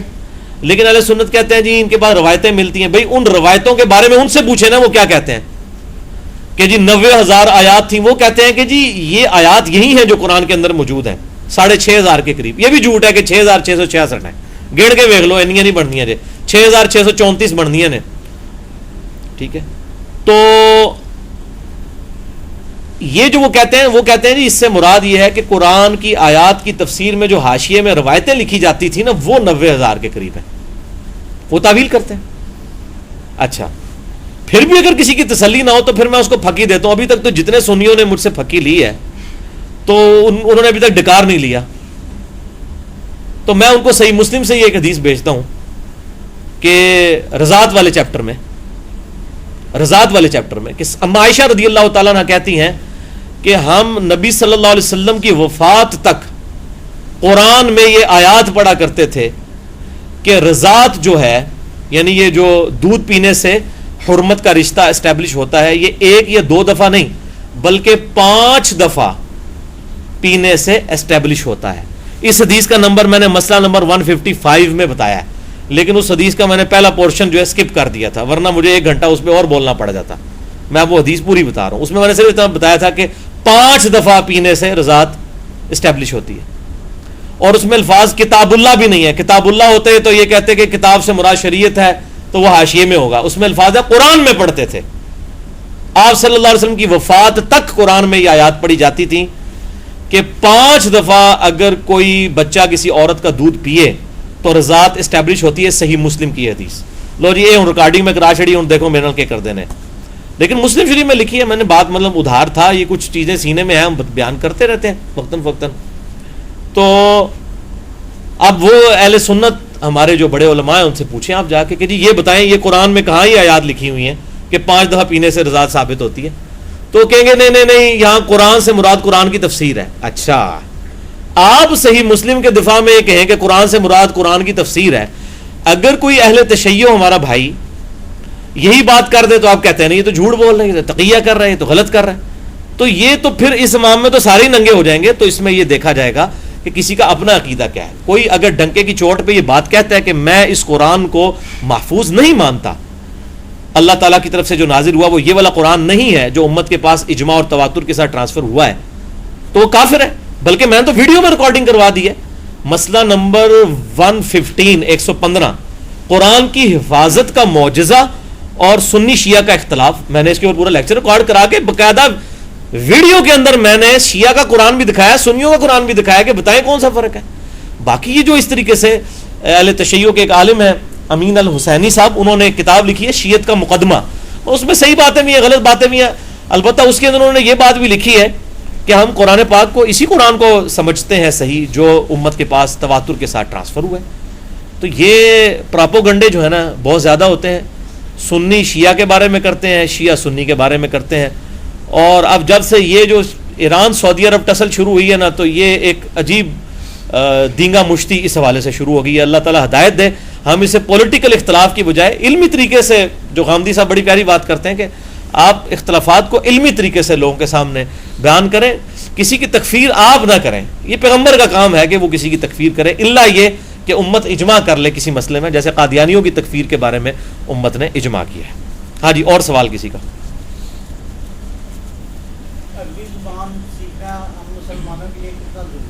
عربی زبان سیکھنا اس حوالے سے مسلمانوں پہ فرض ہے کہ عربی پروناؤنس کر سکیں, کیونکہ ہماری ساری جو نماز ہے عربی کے اندر ہے, باقی عبادات جو ہیں اس میں کئی دعائیں عربی کے اندر ہے. عربی پروناؤنسیشن اور اس میں بھی لحن جلی یعنی بڑی غلطی نہ ہو, الفاظ کا استعمال آتا ہو, حا اور ہا میں فرق, ذال زا کے اندر فرق, سین اور صاد میں فرق, اس طریقے سے دال اور ضاد میں فرق. یہ میں نے مسئلہ نمبر 23 40 منٹ کے اندر پوری تجویز ریکارڈ کروا دی. جسے شوق ہے 40 منٹ اپنی زندگی کے دے اور پوری تجویز سیکھ لے. صرف 9 حرف ایسے ہیں عربی کے جو اردو سے پروناؤنسیشن میں مختلف ہیں. باقی ساری پروناؤنسیشن جیسے فا ہے, لام ہے, میم, نون, یہ اردو اور ہندی اور عربی میں ایک جیسے ہیں. تو ایسی عربی سیکھنا ضروری ہے جس سے آپ پروناؤنسیشن صحیح کریں, ادروائز بڑا فرق پڑ جاتا ہے, الفاظ کے معنی تک بدل جاتے ہیں. عربی میں اب لفظ ہے قلب, قاف 2 نقطوں والا, ٹینچی والا قاف, قلب کہتے ہیں دل کو, اور یہی اگر آپ کش والا قاف ہو قلب تو کتے کو کہتے ہیں. زمین اسمان کا فرق, تو عربی میں فرق پڑ جاتا ہے. تو اتنی عربی سیکھنا ضروری ہے, کوئی مشکل کام نہیں ہے. آپ وہ مسئلہ 23 میرا دیکھ لیں اہل سنت پاک .com پہ. 40 منٹ میں پوری قرآن کی تجوید میں نے کور کروا دی ہے. کم از کم اس لیول پہ ایک انسان آ جائے گا کہ وہ ایسی غلطی نہیں کرے گا کہ جس کی بنیاد کے اوپر اس کے فتویٰ لگ سکے. باقی زبر زیر کی غلطی تو وہ پتہ چل جاتی ہے ہر بندے کو, جس کو بھی بنیادی تھوڑا بہت پتہ ہے. وہ اصل مسئلہ پروننسیشن کا ہوتا ہے, ہا کیسے نکالنا ہے, ہا کیسے نکالنا ہے, تھا کیسے نکالنا ہے, سین کیسے نکالنا ہے, سواد. تو اس حوالے سے عربی اتنی سیکھنا. باقی رہا ایسی عربی سیکھنا کہ جس کا آپ یعنی ترجمہ بھی کر سکیں, تو وہ فرض کفایہ ہے. چند لوگ سیکھ لیں تو باقیوں کی طرف سے ادا ہے, وہ باقی لوگوں کو سکھاتے رہیں. اردو میں قرآن پاک احادیث کی کتابیں ترجمہ ہو چکی ہیں الحمدللہ, انگلش میں, وہ استفادہ کریں اس سے. ہر بندے کے لیے عربی خود سے سیکھ کے انوینٹ کرنا ویل کو یہ ضروری نہیں ہے. اور یہ جو لوگوں نے مطلب تماشا مچایا ہوا تھا جی ترجمہ چینج ہو جاتے ہیں, جی یہ ہو جاتا ہے وہ, کچھ بھی نہیں ہوتا میرے بھائی. اب تو آن لائن سافٹ ویئرز ہیں, یقین کریں. ایک طرف آپ عربی عبارت ڈالیں, دوسری طرف زبان سلیکٹ کریں, اس میں وہ اسی وقت عبارت کا کمپیوٹر ترجمہ کر دیتا ہے. کمپیوٹر نہیں جھوٹ مارتا, مولوی جھوٹ مار سکتا ہے. آپ کر کے دیکھ لیں. بلکہ یہ ہمارا ابھی وہ پی ڈی ایف الحمدللہ میرے تمام لیکچرز 200 لیکچرز مسئلہ نمبر 155 تک تقریباً 200 لیکچرز بنتے ہیں, ان کا ایک پورا پی ڈی ایف تیار ہو چکا ہے 3 زبانوں کے اندر, اردو میں, ہندی میں اور رومن کے اندر, جو ہماری ٹیکسٹ میسیجنگ ہے انگلش الفاظ رومن کے ساتھ. ایک ہی پی ڈی ایف 30 پیجز کا الحمدللہ ان قریب یہ اپلوڈ بھی ہو جائے گا یوٹیوب کے لنکس کے ساتھ. آپ کسی لیکچر کو کلک کریں گے تو وہ آٹومیٹکلی, اگر آپ وائی فائی کے ذریعے انٹرنیٹ سے کنیکٹ ہیں تو ڈائریکٹ وہ لیکچر چل پڑے گا. تو اس میں میں نے وہ انڈیا سے یہ کام کروایا ہندی والا, اردو اور رومن کا ہم نے خود کیا. اور وسیم بھائی ہمارے ہوتے ہیں انڈیا کے اندر, وہ پروفیسر بھی ہیں, تو انہوں نے ہمارے تمام ریسرچ پیپرز بھی ہندی کے اندر ٹرانسلیٹ کر دیے ہیں. اور 72 احادیث والا ہندی میں بھی آ گیا ہے, ایون انگلش میں بھی آ گیا 58 پیجز پہ, انگلش میں بھی آ گیا الحمدللہ, اپلوڈ ہو چکا ہے. باقی ریسرچ پیپر بھی ahlsunnatpawak.com پہ میرے جتنے تھے وہ ہندی میں اردو کے اندر اویلیبل ہیں. تو انہوں نے وہ ترجمہ کیا, تو میں نے ارسلان بھائی جنہوں نے یہ پی ڈی ایف تیار کیا تھا ورڈ کی فائل, میں نے ان کو کہا یار یہ ہندی ذرا سافٹ ویئر میں آن لائن ڈال کے دیکھو, یہ ترجمہ صحیح کیا ہوا ہے اس نے غلط کیا ہوا ہے. واللہ ہم نے جب ایک طرف سے ڈالی نا, وہ تھا مسئلہ نمبر 110A, انجینئر محمد علی مرزا کے ساتھ سوال و جواب کی نشست اور بریکٹ میں حصہ اول. وہ ہندی پوری اٹھا کے جب سافٹ ویئر میں ڈالی نا, ایگزیکٹ اردو وہی لکھی ہوئی آئی, 19-20 کا بھی فرق نہیں تھا. میں نے کہا دیکھو, اور اس میں کتنی زبانیں ہیں جس میں آپ ٹرانسلیٹ کر سکتے ہیں. تو یہ سافٹ ویئرز اب تو موجود ہیں, اب تو یہ مولوی والا مسئلہ ہی ختم ہو گیا ہے. میں کہتا ہوں یہ اینڈرائڈ فون نے تو کمال کر دیا. وضو والا چکر بھی ختم قرآن چھونے کے لیے. آپ اینڈرائڈ فون پہ رکھیں, قرآن پاک آپ پڑھیں, کوئی ضرورت ہی نہیں, چھو تو رہے نہیں, آپ مصحف کو تو نہیں چھو رہے. ویسے تو وہ بھی مسئلہ جعلی ہے, میں نے مسئلہ نمبر 112B کے اندر قرآن حکیم کی تلاوت سے ریلیٹڈ جو لیکچر ریکارڈ کرا اس میں بتا دیا. تو بہرحال وہ بھی مسئلہ اب ختم ہو چکا ہے. یہ ٹیکنالوجی کی برکت سے اللہ تعالیٰ نے دین کو آسان کر دیا. جتنی عوام سست ہوئی ہے نا, اتنے ہی دین کا معاملات آسان ہو گئے الحمدللہ. ہاں جی, سوال اور ڈاکٹر صاحب پہلے جی ڈاکٹر صاحب. سوال یہ ہے کہ سعودی عرب میں خواتین کی ڈرائیونگ کرنے پہ پابندی ہے, جی جی, جبکہ کچھ روایات ملتی ہیں جن پہ مسلسل ان کے واضح دور میں کچھ صحافیات گھوڑا وغیرہ چلائے گئے جی. تو جب یعنی کچھ دور پہ تو مزدوری گاڑیاں ہو رہی, تو اس کی بنیاد کے اوپر آج کے دور میں عورت جو ہوتی ہے کیا ڈرائیونگ نہیں کر سکتی ہے؟ اچھا موٹر سائیکل. ٹھیک ہے. ڈاکٹر صاحب نے پوچھا یہ سعودی عرب میں جو عورتوں کی ڈرائیونگ کے اوپر پابندی ہے, تو میرے بھائی یہ سعودیہ کے مفتی صاحب کا فتویٰ ہے, کوئی قرآن و حدیث نہیں ہے. اور جب فتویٰ آتا ہے نا تو ذہن میں رکھا گیا, فتویٰ انگلش میں کہتے ہیں ایکسپرٹ اوپینین. فتویٰ آتا ہی اس وقت ہے جب کسی عالم نے اس کے بارے میں کوئی کامنٹس کرنے ہوتے ہیں, ادروائز تو قرآن و حدیث آتی ہے نا مقابلے پہ. تو جب یہ فتوے آتے ہیں نا علماء کے, تو یہ فتوے ہی ان کو لیا کریں, ان کو قرآن و سنت نہ سمجھ لیا کریں کہ فلاں نے فتویٰ دے دیا, فلاں نے فتویٰ دے دیا, اس کو اور یہ میں آج کی بات نہیں کر رہا, چاہے پرانے بھی کسی بزرگ کا فتویٰ ہو, وہ فتویٰ ہی ہوگا. چاہے کسی بڑے سے بڑے امام کا فتویٰ ہو, فتویٰ ہے. یعنی اس نے اپنے گمان میں یہ سمجھا ہے کہ ایسا ہونا چاہیے, تو اس میں اجتہاد کا دروازہ تو قیامت تک کھلا ہے. اجتہاد کی خوبصورتی ہے کہ آپ اختلاف رائے رکھ سکتے ہیں. کتاب و سنت اجماع میں اختلاف نہیں ہو سکتا, اجتہاد میں تو ہو سکتا ہے. تو یہ جو انہوں نے فتویٰ دیا ہے اس کے پس منظر کو بھی سمجھیں. مطلب انہوں نے اس حوالے سے کہ عورتیں جو ہیں وہ بہرہ روی کا شکار نہ ہو جائیں, ظاہر ہے کہ وہاں پہ پیسہ بہت ہے, اور عورتوں کو مطلب اس طریقے سے آزاد اگر چھوڑ دیا جائے گا تو بے حیائی پھیلے گی. حالانکہ اس سے بڑی بے حیائی تو یہ ہے کہ دنیا میں آپ کو پتا ہے ٹویٹر اور فیس بک سب سے زیادہ سعودیہ میں یوز ہوتا ہے. تو یہ بھی تو بے حیائی کے ذریعے ہے نا جی. ان کے اوپر قدغن بھی لگنی چاہیے نا, اس حوالے سے یوٹیوب کے اوپر لگنی چاہیے, اس حوالے سے قدغن کے اس میں سے جو بے حیائی کی مواد ہے اس کو سینسر کیا جائے. میں سوشل میڈیا پہ پابندی کے خلاف ہوں, بالکل کوئی پابندی سوشل میڈیا پہ نہیں ہونی چاہیے. تو دعوت کا دروازہ بند کرنے والی تو اپنے پاؤں کاٹنے والی بات ہے نا, اس پہ کوئی پابندی نہیں ہونی چاہیے. لیکن اس حوالے سے جو بے حیائی کے پوائنٹ آف ویو سے سینسر کا ایشو ہے اس کو دیکھا جائے. تو اس حوالے سے انہوں نے لگائی ہوگی. تو اس طریقے سعودیہ میں سینما کوئی نہیں ہے, لیکن کوئی گھر ایسا نہیں ہے جس کے اندر جو ہے وہ انٹرنیٹ جو ہے وہ اویلیبل اور بے حیائی کا مواد اویلیبل نہ ہو. وہ تو انسان نے خود یوز کرنا ہے. سینمے ختم کرنے یا نہ کرنے سے ایک اچھا اقدام ہے, ہم اس کو اپریشیٹ کرتے ہیں. ادروائز اس سے بھی ایک سٹیپ آگے جانے کی ضرورت ہے. تو باقی سعودیہ میں جو یہ پابندی ہے, پھر انہوں نے اس سے بھی پلی لی ہے کہ چونکہ عورت بغیر محرم کے سفر نہیں کر سکتی, اس لیے بھی پابندی لگائی. اور شاید انہوں نے ایک دنیاوی وجہ بھی نکالی ہو کہ عورتیں جو ہیں عموماً ایبسنٹ مائنڈ ہوتی ہیں. یہ بات صحیح ہے, جہاں بھی بھرے شہر کے اندر ٹریفک پھنسی ہوئی ہو تو آپ دیکھیں گے کوئی ایک عورت ہوگی, وہ گاڑی میں بیٹھی ہوئی موڑ کاٹ رہی ہوگی یا یو ٹرن لے رہی ہوگی, اور پیچھے پوری ٹریفک بلاک ہوئی ہوگی. کانفیڈنس لوز کر جاتی ہیں, عموماً ایکسیڈنٹ زیادہ کرتی ہیں. شاید یہ ساری وجوہات کے پیش نظر انہوں نے ایک ایکسپرٹ اوپینین دیا. بہرحال اس کا ریلیجن سے کوئی تعلق نہیں ہے, یہ ان کا اپنا ایک گورنمنٹ کا قانون ہے. اس کو دینی قانون نہیں سمجھنا چاہیے, اس سے اختلاف رائے ہو سکتا ہے.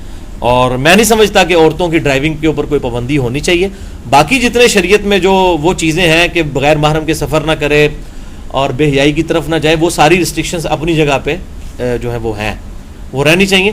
بل اس کئی اب ایسے لوگ ہیں کہ مطلب دن کو ان کے جو ہسبینڈ جو ہیں جاب پہ ہوتے ہیں, وہ اپنے بچوں کو اسکول چھوڑنے کے لیے گاڑی میں سفر کرتی ہیں. اچھا, اب ان سے پوچھیں کہ گاڑی کی ڈرائیونگ تو پابندی ہے, عورت اکیلی اگر گھر سے نکلتی ہے اس پہ بھی پابندی ہونی چاہیے. پھر اگر ٹیکسی میں بیٹھ کے چلی جائے وہ ٹھیک ہے, ٹیکسی میں بیٹھ کے چلی جائے ٹھیک ہے, خود ڈرائیو کر کے نہیں جا سکتی. تو آپ ناک کو نہ کاٹیں, ناک پہ جو مکھی بیٹھ رہی ہے نا اس کو اڑائیں. ٹیکسیوں کے ذریعے کس قسم کی بے حیائی ہے, فیصل صاحب بیٹھے ہیں, ان سے پوچھ لیں. یہ 80s کے اندر جو ہے نا وہ مطلب چلاتے رہے ہیں وہاں پہ ٹیکسی کویت کے اندر 80s میں وہ بے حیائی کا طوفان بدتمیزی تھا ٹیکسیز کے ذریعے ان عورتوں کا, کہ جو آج ہم پاکستان میں تصور بھی نہیں کر سکتے. آج کی ڈیٹ میں 24 ستمبر 2016 کو بیٹھ کے بھی وہ ہم تصور نہیں کر سکتے جو 80s میں تھا وہاں. ظاہر اب عرب ملکوں کے لیے مطلب ان کے پاس دولت بہت ہے, تو اب عیاشی کے ذریعے ہیں, اس لیے نکاح مسیار بھی انہوں نے نکال لیا نکاح متا کے مقابلے پہ.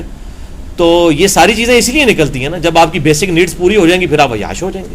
تو یہ چیز ہے ڈاکٹر صاحب. اور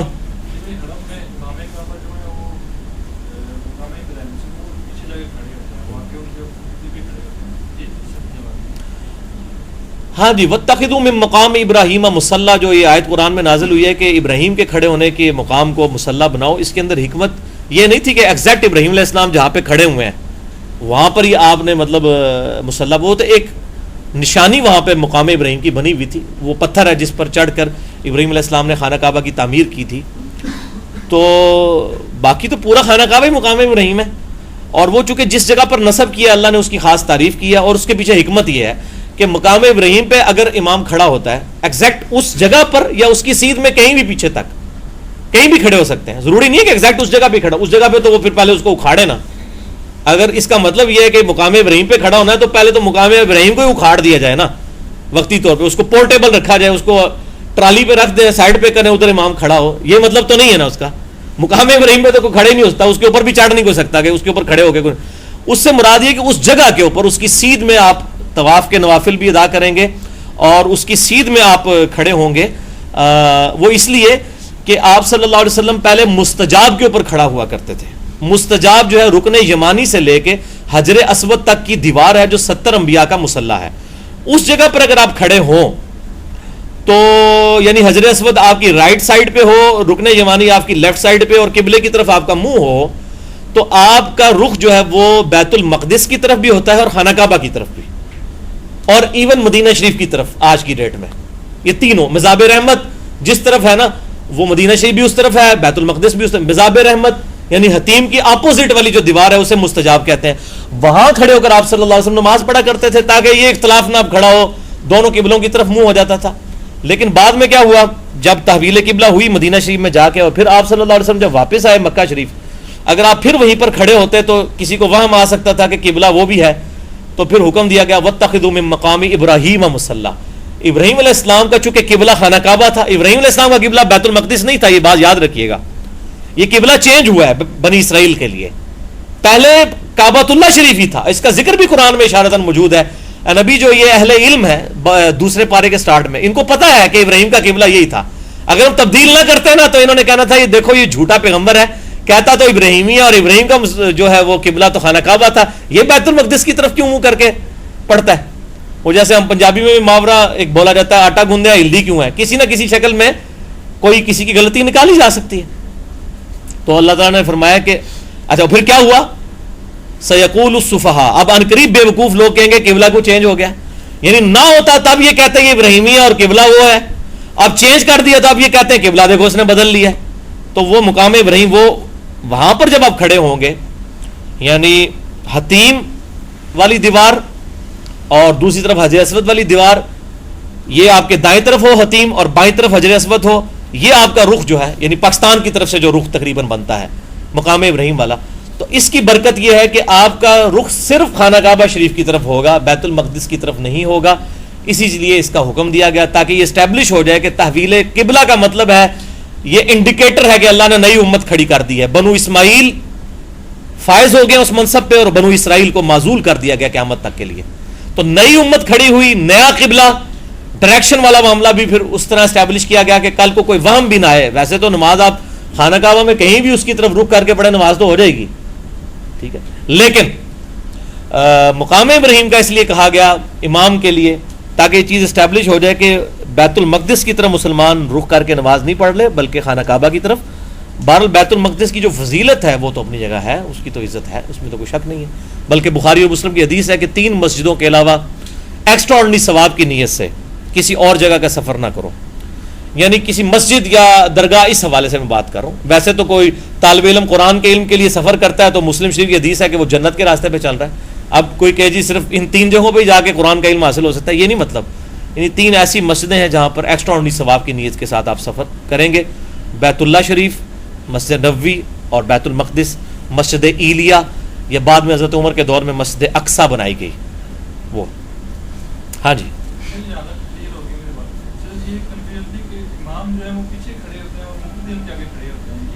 ہاں مقتدی وہاں اس کے آگے نہیں کھڑے ہوئے ہوتے, وہ باقی سرکل میں کھڑے ہوئے ہوتے ہیں آگے. جو جس دیوار کے سامنے ہوتا ہے نا امام کعبہ, اس دیوار میں آپ دیکھیں انہوں نے اس کو پیچھے سے ایسے سٹارٹ کیا ہوتا ہے. ہاں یہ صحیح ہے کہ امام کعبہ جس دیوار کی طرف کھڑے ہوتے ہیں مقام ابراہیم والی, اس کی اپوزٹ جو دیوار ہے اس میں وہ امام کعبہ سے بھی زیادہ قریب ہوتا ہے. جو مقتدی ہے وہ ہو سکتا ہے, وہ امام کعبہ سے آگے نہیں ہے. جی ہاں,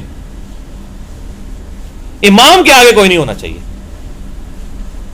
اور ایون آپ پتا قیام اللیل میں رمضان میں چونکہ طواف تو نہیں روک سکتے, قیام اللیل تو نفلی عبادت ہے, یہ تو انڈیا پاکستان میں مشہور ہے نا, جڑا تراویح نہ پڑھے روزہ ہی نہیں رکھ سکتا. حالانکہ تراویح کا روزے سے کوئی تعلق ہی نہیں ہے, الگ سے ایک عبادت ہے. کوئی کرتا ہے ثواب ہے, نہیں کرتا گناہ تو نہیں ہے.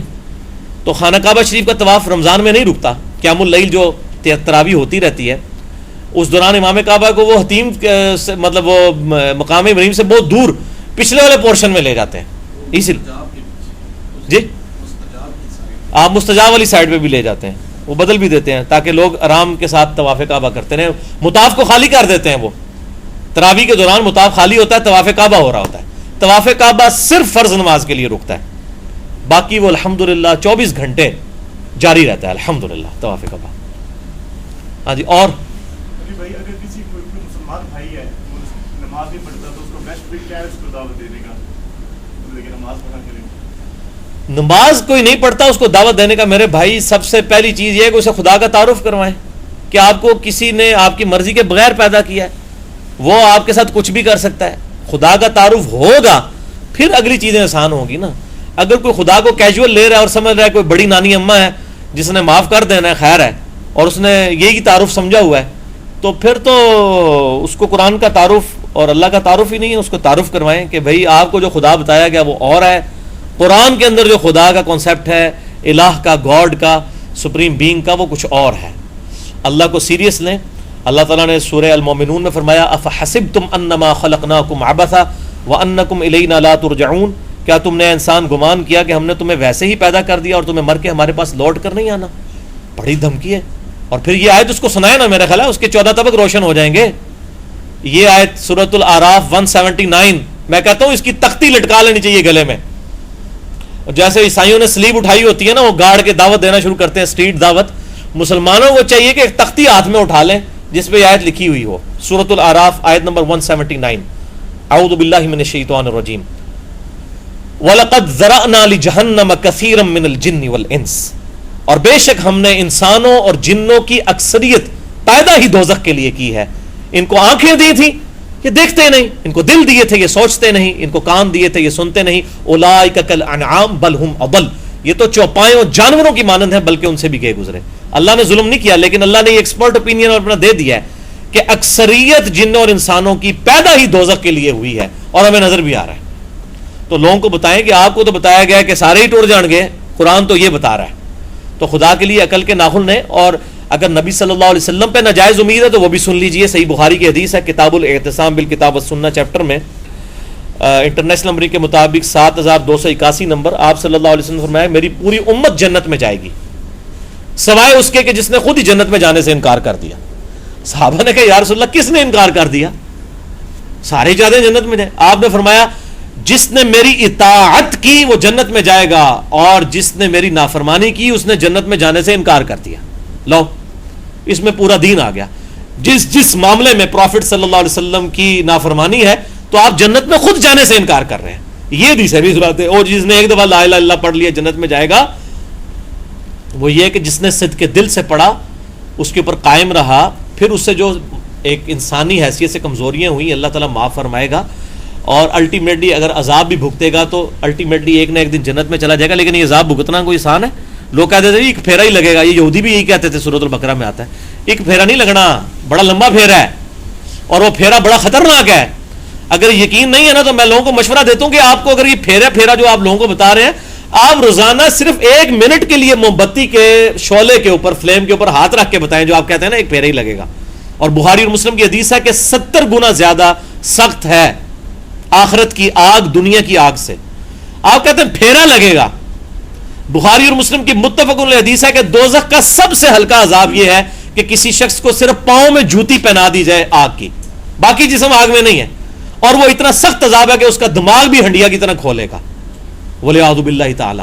تو ان کو بتائیں کہ بھائی میرے یہ آپ کن چکروں میں ہیں, آپ نے کیا تعارف سمجھ لیا ہے, خدا کو کیجول نہ لیں. اللہ تعالیٰ بہت اپنے معاملات میں سخت ہے. نبی عبادی انی انا الغفور الرحیم, اے نبی میرے بندوں کو خبر دے دو کہ میں بڑا بخشنے والا مہربان ہوں, اور ساتھ ہی یہ بات بتا دو کہ میرا عذاب بھی بہت شدید ہے. یہ بیلنس ہے میرے بھائیوں, یہ ون وے ٹریفک نہیں ہے.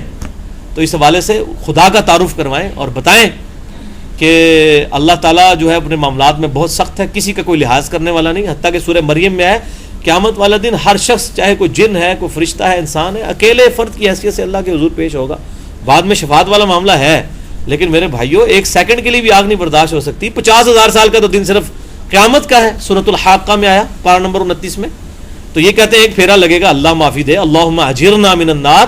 ہم تو کہتے ہیں بخاری اور مسلم کی متفق علیہ حدیث ہے میری امت کے 70,000 لوگ بغیر حساب و کتاب کے جنت میں جائیں گے. ان میں سے ہر شخص جو ہے وہ ساتھ اپنے 1,000 آدمی کو لے کے جائے گا, یا 70,000 کو. اللہ تعالیٰ ہمیں بلا حساب و کتاب جنت میں داخل کرے. تو یہ کہنا جی پھیرا لگے گا, یہ تو بہت بڑی جرأت ہے. تو یہ خدا کے بیان پہ کوئی شخص فیصلہ نہیں کر سکتا. اللہ سے ڈرنا چاہیے, خدا کا تعارف کروائیں, اور پھر انشاءاللہ تعالیٰ نماز پڑھنا بڑا آسان ہو جائے گا انشاءاللہ. اور سوال؟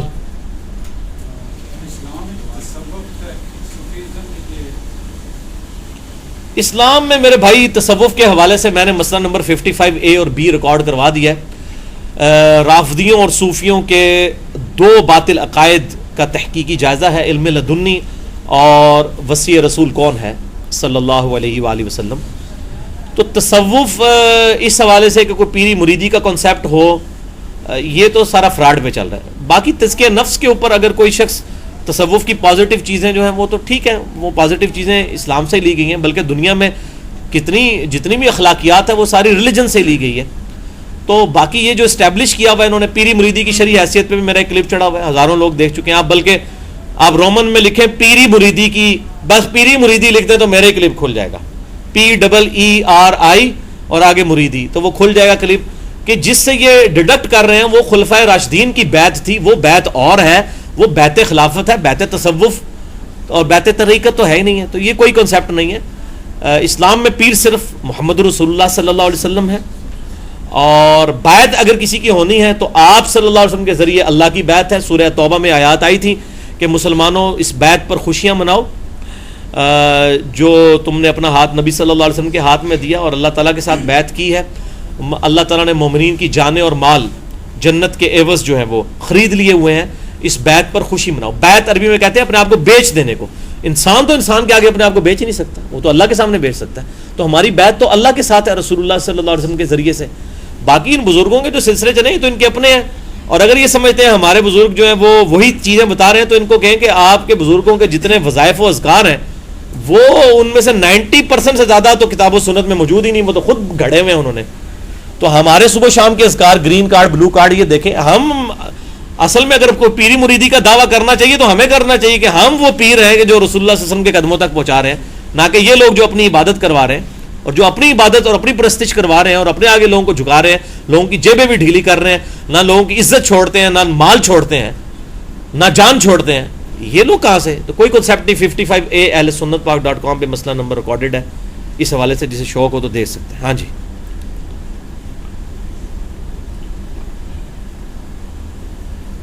ہاں جی فضان بھائی کو سوال ہے تو کر لیں. کافی سارے تھے وہ کلیئر ہو گئے. کلیئر ہو گئے الحمدللہ. دیکھیں نا جی فی البدی گفتگو ہے، اس میں کلیئر ہو جائے.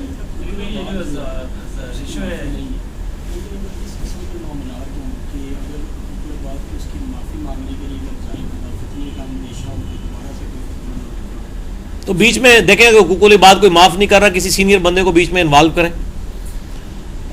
رشتہ داروں کو، دنیا میں ہر شخص کوئی نہ کوئی ایسا ہوتا ہے کہ جو کسی نہ کسی کی بات ٹالنے والا نہیں ہوتا، ان لوگوں کو انوالو کریں. ایک دفعہ کوشش کر لیں معافی مانگ کے صحیح نیت کے ساتھ. بعد میں اگر نہیں معاف کرتا تو پھر اللہ تعالیٰ اور اس بندے کا معاملہ ہے. انشاءاللہ اللہ تعالیٰ قیامت والے دن اس کو راضی کروا دے گا. آپ ایک دفعہ ضرور مانگیں، باقی اس پہ یہ ضروری ہے کہ اس کو معاف کر دیں. اگر نہیں کرے گا تو اللہ تعالیٰ اس کو خود راضی کروا دے گا انشاءاللہ. آپ ضرور کوشش کریں. جی آپ بتائیں آپ صاحب.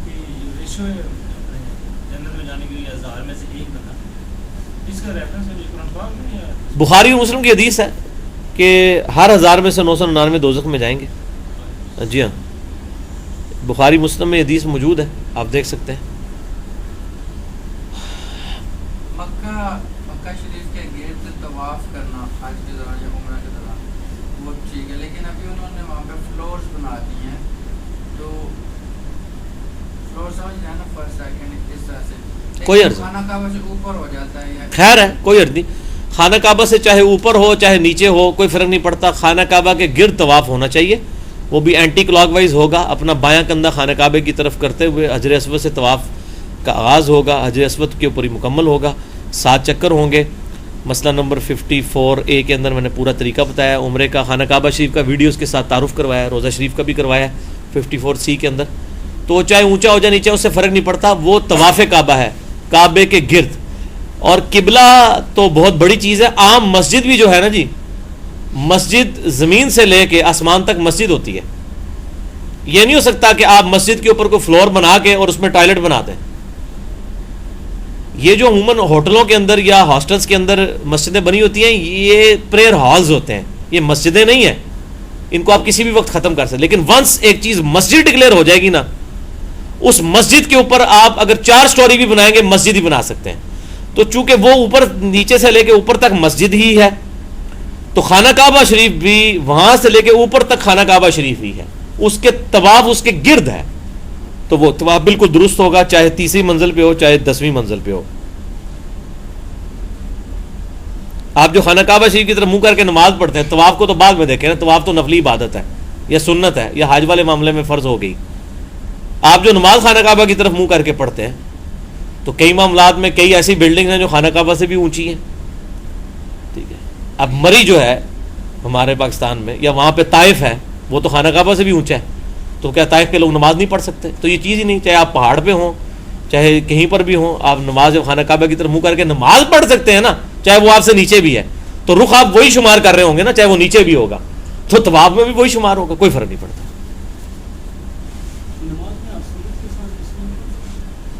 نماز میں جب آپ کوئی سورت سٹارٹ کرتے ہیں نا تو بسم اللہ سے سٹارٹ کریں، وہ پروٹوکول ہے. اگر بیچ میں سے کوئی سورت شروع کرتے ہیں تو بسم اللہ نہیں پڑھنی چاہیے، بہتر یہی ہے. ہاں سورۃ الفاتحہ سے پہلے ہمیشہ بسم اللہ پڑھنا سنت ہے، چونکہ سورۃ الفاتحہ بھی سٹارٹ سے سٹارٹ ہو رہی ہوتی ہے، بسم اللہ اس کا حصہ نہیں ہے، لیکن سنت ہے کہ ہر فاتحہ کے ساتھ بسم اللہ پڑھیں. اعوذ باللہ صرف پہلی رکعت میں پڑھیں گے، اس کے بعد آپ بسم اللہ سے سٹارٹ کریں گے سورۃ الفاتحہ کا. اور مسئلہ نمبر 84 میرا ریکارڈڈ ہے فاتحہ خلف الامام کے اوپر، جسے شوق ہو تو وہ دیکھ سکتا ہے اس حوالے سے. علوی شب قدر کی جو فضیلت آئی ہے وہ ہاں جی. سورہ قدر میں آ گئی ہے، ہاں لیکن یہ سورہ جو کرتے ہیں شب برات، شب جو کہتے ہیں جی یہ فضیلت والی شب برات کے لیے جتنی فضائل یہ بتاتے ہیں نا جی، یہ تمام کے تمام فضائل جو ہے نا جی وہ شب قدر کے ہیں. شب برات جو ہے وہ اس کے بارے میں ترمذی میں روایت موجود ہے، لیکن آپ دیکھیں امام ترمذی نے خود ساتھ لکھا ہے کہ یہ منقطع روایت ہے، اور امام بخاری کا ریفرنس امام ترمذی نے نقل کیا ہے کہ وہ امام ترمذی امام بخاری کے شاگرد ہیں جامعہ ترمذی میں. اور ڈاکٹر تعلق قادری صاحب کو میں ٹی وی پہ سن رہا تھا، وہ شب برات کی حدیث پڑھ رہے تھے، ساتھ پھر ٹھٹک گئے کہ جو شعبان کی 15ویں رات جو ہے وہ اس رات اللہ تعالیٰ آسمان دنیا پر نزول فرماتا ہے، اور بنی کلب اور بنی بکر کے بھیڑوں کی بکریوں کی جو بالوں کی تعداد کے برابر لوگوں کی مغفرت کر دیتا ہے. اور ساتھ لکھا ہے یہ روایت ضعیف ہے. ابن ماجہ میں بھی ایک روایت ہے جسے شیخ البانی نے تو حسن درجے میں کہا ہے، وہ بھی ضعیف ہے. میں نے اس میں پورا لیکچر ریکارڈ کروا دیا، مسئلہ نمبر 44 شب قدر اور شب برات کے اوپر. ہزاروں لوگ دیکھ چکے ہیں. شب برات کی کوئی حیثیت نہیں ہے. شب برات اگر کسی کو کہنا ہے، برات کہتے ہیں آزادی کو کی رات کو، تو وہ شب قدر کی ہی رات ہے جو رمضان کے عشرے آخری عشرے کی طاق راتوں میں آتی ہے. بخاری مسلم میں حدیث موجود ہے. قرآن پاک میں جب واضح ہے کہ اللہ تعالیٰ نے اس قرآن کو قدر والی، ڈیسٹنی والی، تقدیر والی رات، عزت والی رات میں نازل کیا، اور سورۃ البقرہ میں آیا کہ یہ شہر رمضان الذی انزل فیہ القرآن، رمضان کے مہینے میں قرآن نازل ہوا، تو 15 شعبان تو رمضان میں نہیں آتی. اور بخاری مسلم میں حدیث موجود ہے کہ وہ اس کو تم رمضان کے آخری عشرے کی طاق راتوں میں تلاش کرو. اس طریقے سے سورہ دخان میں آتا ہے فیہا یفرق کل امر حکیم، اس رات میں اللہ تعالیٰ کی طرف سے ہر اہم کام بانٹ دیا جاتا ہے. اچھا، اللہ تعالیٰ کی طرف سے 1000 سال کا پلان فرشتوں کے حوالے کیا جاتا ہے، اور پھر ہر سال اس کی تجدید ہوتی ہے کہ اس سال کیا کیا کام ہونے ہیں، اور وہ شب قدر میں ہوتی ہے. یہ اللہ تعالیٰ کی آپ سمجھے کہ اینول ایک میٹنگ ہوتی ہے فرشتوں کے ساتھ شب قدر میں. اس لیے یہ تقدیر کے فیصلوں کی رات ہے. واقعی پتے کٹتے ہیں، رزق لکھا جاتا ہے، یہ ساری چیزیں جو ہیں وہ شب قدر کی اندر ہوتا ہے، رمضان المبارک کی آخری طاق راتوں میں. اور میں نے اس کا آسان طریقہ بتایا. صحیح مسلم میں سیدنا عثمان غنی رضی اللہ تعالیٰ عنہ علیہ السلام سے روایت ہے، جس شخص نے عشاء کی نماز جماعت سے پڑھی، یعنی کوئی رکعت فوت نہ ہو، گویا اس نے آدھی رات کا قیام کیا. اور جس نے فجر کی بھی پڑھ لی، گویا اس نے پوری رات کا قیام کیا. تو آپ رمضان کے عشرے کی آخری جو طاق راتیں ہیں، بلکہ پورا عشرہ ہی کوشش کریں، اور پورا رمضان ہی عشاء اور فجر کی کوئی رکعت فوت نہ ہونے دیں، آپ کو شب قدر کا قیام مل جائے گا.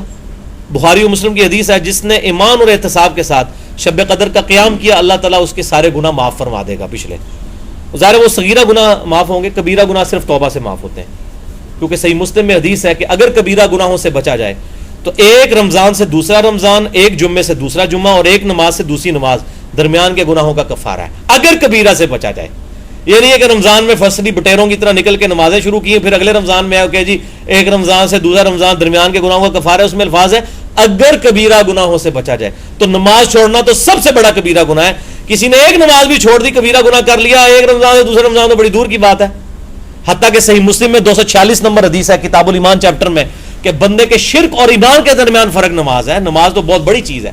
اس کے بغیر تو سمجھے کہ اگر دقت نظر سے دیکھا جائے، جو بندہ نماز چھوڑ دیتا ہے اس کا اسلام میں کوئی حصہ نہیں ہے.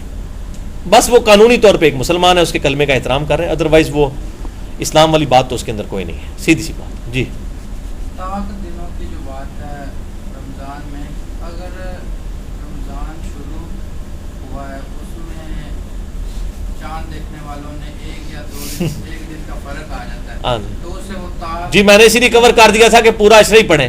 بلکہ جو میرا مسئلہ 44 ریکارڈ ہے اس میں یہ جملہ بھی بولا ہے کہ یہ آج کل چاند دیکھنے میں چونکہ فرق پڑ جاتا ہے مون سائٹنگ کے ایشو پہ، تو آپ پورا عشرہ ہی پڑھیں، آخری پورا عشرہ ہی. بال اس کو بھی میں مسئلے کو کلیئر کر دوں، میں اس پہ ڈیٹیل ریکارڈنگ بھی کرواؤں گا مون سائٹنگ کے ایشو پہ. یہ آج کل بڑا پراپوگنڈا پوری دنیا کے اندر پھیلا ہوا ہے کہ جی وہ چاند سعودی عرب کا دیکھنا چاہیے.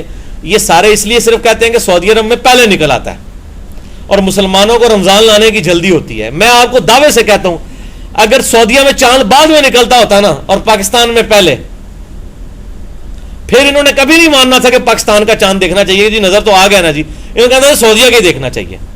او بھائی میرے بھائی، باقی ساری چیزیں آپ یہاں کی کر رہے ہیں، آپ نمازیں یہاں کی ٹائمنگ کے مطابق پڑھتے ہیں، ٹھیک ہے جی، آپ باقی سارے معاملات یہاں کے مطابق کر رہے ہیں. سعودیہ کو آپ نے بیچ میں کہاں سے ڈال دیا ہے کہ چاند وہاں پہ نظر آ گیا تو سعودیہ کا دیکھا جائے گا؟ اور یہ سعودیہ کا چاند بھی تو آج نظر آنا شروع ہوا ہے.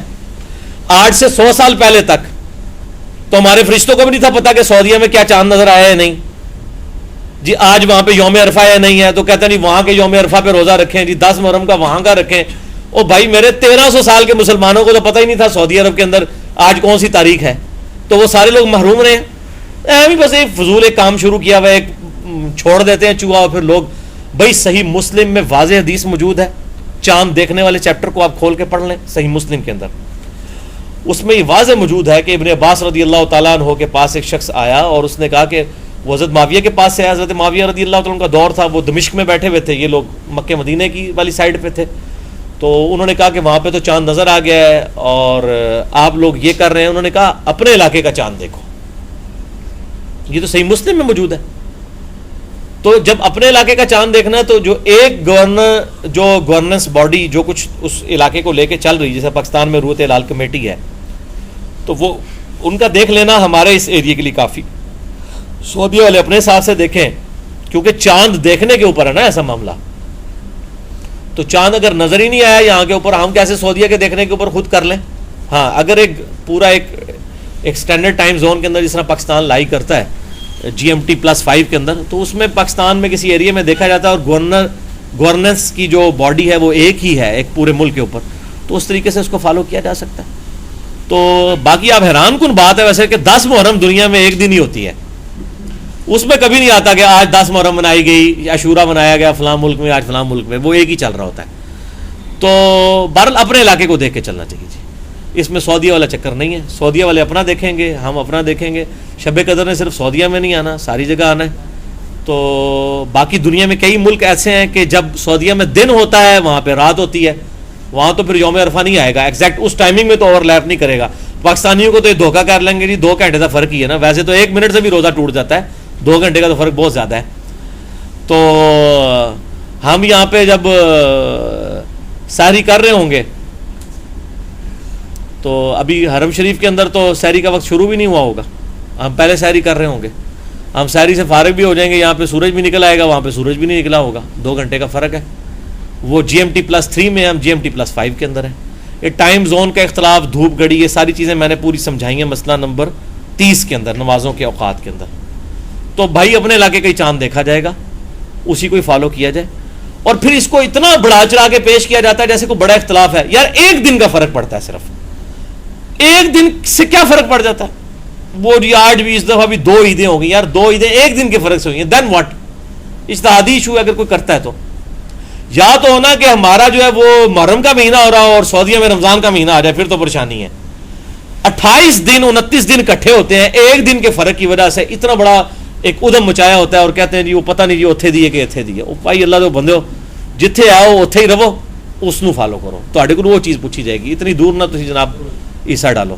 ٹھیک ہے جی، یہ محرم میں شادی درس کا ٹائم ختم ہو چکا ہے. جس نے جانا ہے اس کو عام اجازت ہے، اور باقی جو شوق میں بیٹھنا چاہتے ہیں کوشچن آنسر سیشن ہم کرتے رہیں، کوئی مسئلہ نہیں ہے. پھر اس کو بند کر دیں گے انشاءاللہ. ہاں جی، محرم میں شادی جو کرنا، محرم میں شادی کے اوپر بھی میرا کلپ، مایوس سمجھتے ہاں جی، مسئلہ نمبر 66A کے اندر میں نے اس کو ویسے بڑا بیلنس بریف کیا. محرم کے اندر شادی کا ایشو، محرم کے اندر شادی کرنا کوئی اسلام میں منع نہیں ہے، بلکہ یہ ایک اچھا چائے وغیرہ کا انتظام ہے تو ان کو پلائیں نا جی، ساروں کو چائے تو پلائیں نا.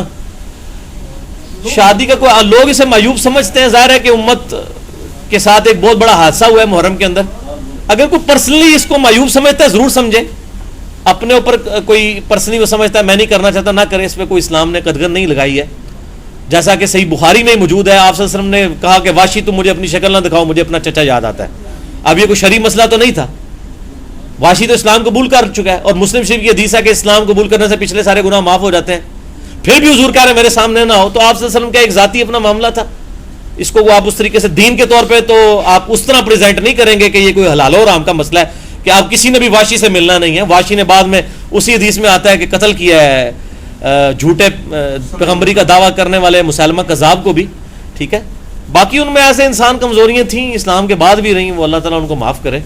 تو لیکن یہ جو محرم والا مسئلہ ہے اس پہ میرا ایک کلپ چڑھ چکا ہے کہ کیا 10 محرم کو یا محرم کے مہینے میں شادی کر سکتے ہیں. نہیں، مسئلہ نمبر 66A ہے، ابھی محرم کا مہینہ انشاءاللہ شروع ہونے والا ہے، اس میں یہ کلپ آنا شروع ہو جائیں گے. تو اس میں میرا ایک بیلنس موقف ہے. اگر آپ مجھ سے ذاتی طور پہ پوچھیں تو میں کہتا ہوں کہ کوئی ضرورت نہیں ہے اس کام کو کرنے کی، اور مہینے تھوڑے ہیں. آپ اگر کرنا ہی ہے محرم میں ضرور کریں، پہلے 10 دن گزار لیں، جان بوجھ کے کوئی ایسا معاملہ نہ کریں. اور میں اس کے ثبوت میں وہ حدیث پیش کروں گا جو صحیح بخاری کے اندر موجود ہے، مسلم میں موجود ہے. آپ صلی اللہ علیہ وسلم نے فرمایا کہ اے عائشہ، اگر مجھے تیری قوم کا خیال نہ ہوتا کہ یہ نئے نئے زمانے جہالیت سے پھرے ہیں تو میں خانہ کعبے کی دیوار کو توڑ کے حتیم کو اس کے اندر داخل کر دیتا. لیکن اب مجھے خطرہ ہے کہ یہ اس کو معیوب سمجھیں گے، تو آپ صلی اللہ علیہ وسلم نے خانہ کعبہ کو نہیں توڑا. صحیح بخاری میں آتا ہے کہ یہ مشرکین عرب نے خانہ کعبہ کو تعمیر کیا تھا، ان کے پیسے ختم ہو گئے. اگلے دن مجھے ای میل آئی کہ جی نبی صلی اللہ علیہ وسلم کے پیسے ختم ہو گئے. نبی صلی اللہ علیہ وسلم کے پیسے نہیں ختم ہوئے تھے، آپ نے تو یہ تعمیر کیا ہی نہیں، آپ سے پہلے کا چل رہا تھا. مشرکین عرب نے اپنے حلال مال سے اسے تعمیر کیا، پیسے ختم ہو گئے تو مجبوراً انہوں نے، ان کے پاس رقم ختم ہوگی تو وہ حتیم چھوٹی سی دیوار بنا دی. امت کے لیے خیر فائدہ ہی ہو گیا. آپ کی خواہش تھی، بخاری مسلم میں آتا ہے کہ میں اس کو دوبارہ سے ابراہیمی بنیادوں پر کروں. پھر آپ نے فرمایا کہ اس سے فتنہ کھڑا ہوگا. اسی فتنے کے پیش نظر جو ہے وہ حتیم آج تک خانہ کعبے سے باہر ہے. بیچ میں ایک دفعہ کوشش کی حجاج بن یوسف سے، عبداللہ ابن زبیر نے توڑ کے اسے داخل کیا، حجاج بن یوسف نے پھر توڑ کے باہر نکال دیا بنو امیہ کی وہ ضد اور ہٹ درمی کی وجہ سے. بہرحال وہ معاملہ پھر اب تو یہ ہے کہ اب وہ باہر ہی ہے، اس میں نماز پڑھنا گویا مسجد میں نماز پڑھنا ہے، خانہ کعبہ شریف کے اندر نماز پڑھنا ہے. تو اس اعتبار سے جو کچھ معاشرتی ایشوز ہوتے ہیں ان کو آپ ضرور ایڈریس کریں، حلال و حرام کے تحت نہیں. میں بار بار کہہ رہا ہوں حلال و حرام کا کوئی مائی کا لال نہیں فتویٰ لگا سکتا. کوئی شیعہ بھی یہ بات نہیں کہے گا کہ جی حرام کا مسئلہ ہے. تو باقی ذاتی پسند ناپسند آپ اس کو اپنے اوپر اپلائی ضرور کر سکتے ہیں، اس کی ترغیب نہیں دلا سکتے، لوگوں کو اس کے اوپر ابھار نہیں سکتے. خود کیا شیعہ کر رہے ہوتے ہیں کہ محرم کے اندر باقاعدہ نئے کپڑے سلواتے ہیں، سفید شلواریں اور کالے کرتے، دیکھو وہ بالکل سلواتے ہیں. خود آپ نے کیوں یہ تمام یہ کیا ہوتا ہے؟ تو یہ سارا بھائی فراڈ ہی چل رہا ہوتا ہے، چاہے سنی کر رہے ہوں چاہے شیعہ کر رہے ہوں. جو غلط بات ہے وہ بھائی غلط ہے، سیدھی سی بات. اور سفر کے بارے میں بھی ہے کہ سفر کی شادیاں سفر کے بارے میں بھی مشہور کیا ہوا ہے، اہل سنت کے یہاں زیادہ مشہور ہوا ہے. حالانکہ بخاری مسلم میں حدیثیں ہیں کہ سفر کوئی منحوس نہیں ہے. وہ کہتے ہیں نہیں سفر کے اندر نبی صلی اللہ علیہ وسلم بیمار ہوئے تھے لہٰذا وہ شادی نہیں کرتے، یہ نہیں کرتے، وہ نہیں کرتے. میرے بھائی اس سے کچھ بھی نہیں ہوتا. اسلام تو توہمات کو چھوڑتا ہے. اسلام تو کہتا ہے وَلَا تَقْفُ مَا لَيْسَ لَكَ بِهِ عِلْم، اے انسان کسی چیز کی پیروی اس وقت تک مت کر جب تک کہ تیرے پاس ڈیفینیٹ علم نہ ہے. سورہ بنی اسرائیل آیت نمبر 36. ان السمع والبصر والفؤاد كل اولئک کان عنہ مسئولا، بے شک آنکھ، کان اور عقل اس کے بارے میں پوچھا جائے گا کہ تم نے ان کو استعمال کر کے حق بات حاصل کرنے کی کوشش کیوں نہیں کی. تو علمی دلائل ہونے چاہیے. یہ نہیں ہے کہ جی سفر میں یہ ہو گیا تھا. بھائی کوئی دنیا میں مہینہ ایسا نہیں ہے جس کے اندر کوئی نہ کوئی ایسا کام نہ ہوا ہو، ٹھیک ہے نا جی. تو وہ اسی طریقے سے اس پاس سے جناب لتا نہ کرو، اس پاس سے بغداد شریف ہے، اس پاس سے فلانا شریف ہے، اس پاس فلانا شریف ہے. بھائی یہ اس طریقے سے تو آپ دنیا میں جی نہیں سکتے. یہ لوگوں نے من گھڑت اپنی جو ہے نا معاملات بنائے ہوئے ہیں. اور سوال کسی کا؟ جیسے انگلش کیلنڈر میں مہینوں کے ڈیز، یہ چائے پئیں لیکن آپس میں گفتگو کوئی نہ کرے کیونکہ یہ آڈیو ریکارڈنگ بھی ہو رہی ہے، چلانی پڑ جائے گی تو پھر آپ کی پھر بیچ میں باتیں بھی آئیں گی. جی جیسے انگلش کیلنڈر کے مہینوں کے ڈیز فکس ہیں، ویسے کیا اسلامک کیلنڈر کے مہینوں کے ڈیز فکس ہیں یا 29 چیز کا فرق رہتا ہے؟ اسلامی مہینوں کا مسئلہ یہ ہے کہ چونکہ یہ چاند کی روت کے اوپر ہوتا ہے، ہم میتھمیٹیکلی تو اسٹرانومی کی فیلڈ کے لوگوں سے ہیلپ تو لے سکتے ہیں کہ چاند کے پیدا ہونے کی عمر کتنی ہے، اتنے گھنٹے کا، 16 گھنٹے سے کم ہو تو چاند نظر نہیں آتا. اگر اس کے پیدا ہوئے ہوئے 16 گھنٹے کا ٹائم ہو تو 16 گھنٹے سے کم کا چاند نظر نہیں آتا. اس سے زیادہ کی نظر آتا ہے، وہ بھی اگر بادل نہ ہو. اب بادلوں کے بارے میں بخاری مسلم میں حدیث ہے کہ اگر بادل آئیں اور مطلع صاف نہ ہو تو پھر تم 30 دن شعبان کے پورے کرو. اب ہم اس کو بدل نہیں سکتے نا، اس شریعت کو کیسے بدل دیں؟ اگر یہ حدیث نہ ہوتی تو ہم بالکل، اگر ہمیں سائنس بتا دیتی کہ چاند جو ہے وہ 24 گھنٹے کا ہو چکا ہے لیکن بادلوں کی وجہ سے نظر نہیں آیا، ہم اس کو فالو کر سکتے تھے. اور اسی لیے غامدی صاحب کا موقف ہے کہ کر لینا چاہیے. لیکن دوسری طرف ایشو ہے آپ صلی اللہ علیہ وسلم کے حوالے سے، لہٰذا اس کے اوپر ابھی میری کوئی حتمی رائے نہیں ہے. میں تو ابھی احتیاط والی جگہ پہ ہی ہوں کہ ہمیں جو احادیث ہیں انہیں کو ہی فالو کرنا چاہیے. تو باقی غامدی صاحب کی یہ بات بالکل ٹھیک ہے کہ دیکھیں نمازوں کی جو ٹائمنگ ہے وہ ہم گھڑی کو ہی دیکھ کے چل رہے ہیں. ایون عصر کے بعد کالے بادل بھی آ جائے نا، کسی کو دماغ میں نہیں آئے گا کہ یار روزہ کھول لو خیر ہے. ہم کتنے پر اعتماد ہوتے ہیں گھڑی کی وجہ سے کہ نہیں حالت گھنٹہ پہ ہے، اور حالانکہ آپ کے زمانے میں ایسا ہو گیا تھا. مسئلہ 53 رمضان المبارک کے صحیح احکام و مسائل نے بتایا کہ وہ اتنا جھاڑ پڑا کہ روزہ کھول لیا, پھر بعد میں سورج نکل آیا, پھر اس روزے کی قضا کی گئی. آج تو اس غلطی کا سوال ہی نہیں پیدا ہو سکتا. گھڑیاں ہمارے ہاتھوں میں ہیں جناب, یہ پوری دنیا بھی کالی ہو جائے, گھڑی کو دیکھ کے ہم نے روزہ کھولنا ہے کہ جی آج 7:25 پہ روزہ کھولنا ہے, چاہے جناب جو مرضی ہو جائے, تو ہم اسی کو فالو کرتے ہیں.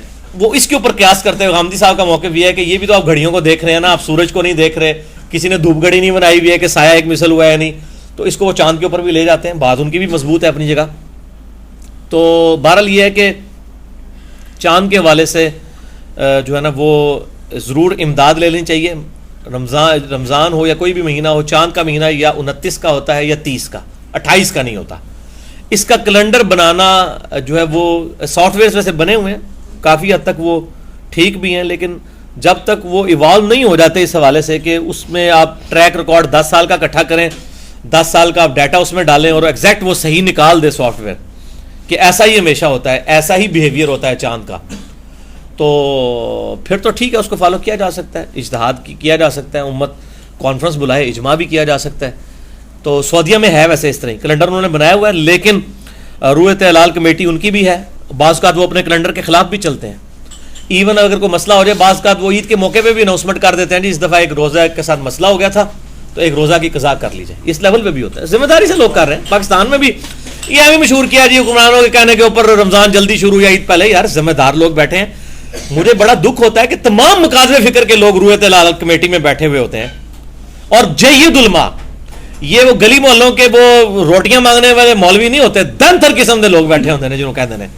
یہ میں دنتر کا لفظ یعنی کہ وہ ایک اسٹرانگ قسم کا بول رہا ہوں کہ بڑے سینئر لیول کے لوگ, اور یہ اگر کسی کو برا لگے تو میں معذرت اس لفظ کے اوپر. تو یہ جو بڑے قسم کے علماء بیٹھے ہوتے ہیں اور وہ جب ڈیسیژن کر دیتے ہیں وہاں پہ سائن کرتے ہیں, نیچے چھوٹے موٹے مولوی جو ہیں ان کو یہ چھوڑ دیتے ہیں اور کہتے ہیں نہیں جی نہیں. اس دفعہ بھی وہ جو پوپل زئی صاحب تھے ان کو حکومت نے جو ہے وہ عمرے پہ بھیج دیا, تو اس دفعہ مسئلہ ہی نہیں کھڑا ہوا وہاں پہ. اچھا پھر دیکھیں کہ یہ مسئلہ صرف رمضان کے اوپر کھڑا ہوتا ہے, بڑی عید پہ نہیں ہوتا. بڑی عید کا ٹھیک کر رہے ہوتے ہیں. اور آپ کو میں نے پہلے بھی یہ بات بتائی تھی کہ پشاور کی آپ ہسٹری اٹھا لیں کے پی کے کی, آپ پچھلے 30 سال کی ہسٹری دیکھ لیں, کبھی پشاور میں 30 روزے نہیں ہوئے, ہمیشہ 29 روزے ہوتے ہیں. تو مجھے خود ایک پٹھان بھائی نے یہ بات بتائی, اس نے کہا جی ہمارے لوگوں کو رمضان لانے کی بھی جلدی ہوتی ہے اور عید لانے کی بھی. اس نے مجھے بات بتائی, وہ کہتا ہے جی میری ہوش میں, ابھی میری عمر کہتا ہے جی 37-38 سال ہوگی, میری ہوش میں کبھی 30 روزے نہیں ہوئے کے پی کے میں, ہمیشہ 29 ہوتے ہیں. تو اتنا بڑا اس نے اتفاق تو نہیں ہو سکتا نا. تو جو ضرورت کے تحت کمیٹیز گورنمنٹ نے بنائی ہوئی ہیں, ان کمیٹیز میں رکھنا نہیں, اس حوالے سے ڈالنا چاہیے. اور ذمہ دار لوگ بیٹھے ہوئے ہوتے ہیں, خوف خدا رکھنے والے لوگ ہیں, ان کا کوئی مفاد وابستہ نہیں ہے اس کے اوپر کہ وہ جناب چاند کو یہ پہلے یا بعد میں نکالنے کی کوشش کریں پوری ذمہ داری کے ساتھ. بلکہ اس دفعہ آپ کو پتہ ہے رمضان کے چاند میں وہ مفتی منیف صاحب کا وہ ناراض بھی ہو گئے تھے, ٹیلی فون بھی انہوں نے کہا جی کوئی چاند ابھی ہم نہیں اناؤنس کر رہے, شہادتیں آ چکی تھی. اگر انہیں غصہ نکالنا ہوتا نا تو نکال سکتے تھے, کہتے نہیں نظر آیا, میں نہیں مانتا شہادتوں کو. وہ تو اسی طرف ہی جا رہے تھے نا کہ میڈیا پہلے کیوں نشر کر رہا ہے, اور میں اس میں ان کے ساتھ ہوں کہ میڈیا کو جب تک ایک رسپانسیبل پرسنالٹی جو گورنمنٹ کی طرف سے ہے اس کی طرف سے اناؤنسمنٹ ہی نہیں ہوئی ہے, تو آپ کس بیاب کے اوپر ایک میڈیا کے اوپر اس طرح کی اناؤنسمنٹ چلا دیتے ہیں. وہ رسپانسیبل ہے, اس کے کام ہے کہ وہ یہ کام کرے, اس کے بعد آپ بے شک چلائیں. یہ بات مفتی صاحب کی ٹھیک تھی. باقی جو غصے کا اظہار ہے وہ مطلب ظاہر ہے کہ جو کسی کی جگہ پہ ہوتا ہے, میں تو کوئی غصہ کھانے والا بندہ صحیح بات پہ ہوتا ہے, مجھے اس پہ غصہ نہیں آتا کیونکہ مجھے خود بڑا غصہ آتا ہے صحیح بات پہ. اس لیے میں ترس ہی کھاتا ہوں کہ یار اس بندے کی کنڈیشن کو وہی سمجھ سکتا ہے جو رسپانسیبل آدمی ہے. بال غصے میں آگے گالی گلوچ نہیں ہونی چاہیے, اس کو آپ کنڈیم کریں گے. ادروائز اگر کوئی تھوڑا بہت اظہار کر دیتا ہے اس میں کوئی حرج نہیں ہے. وعلیکم السلام. جی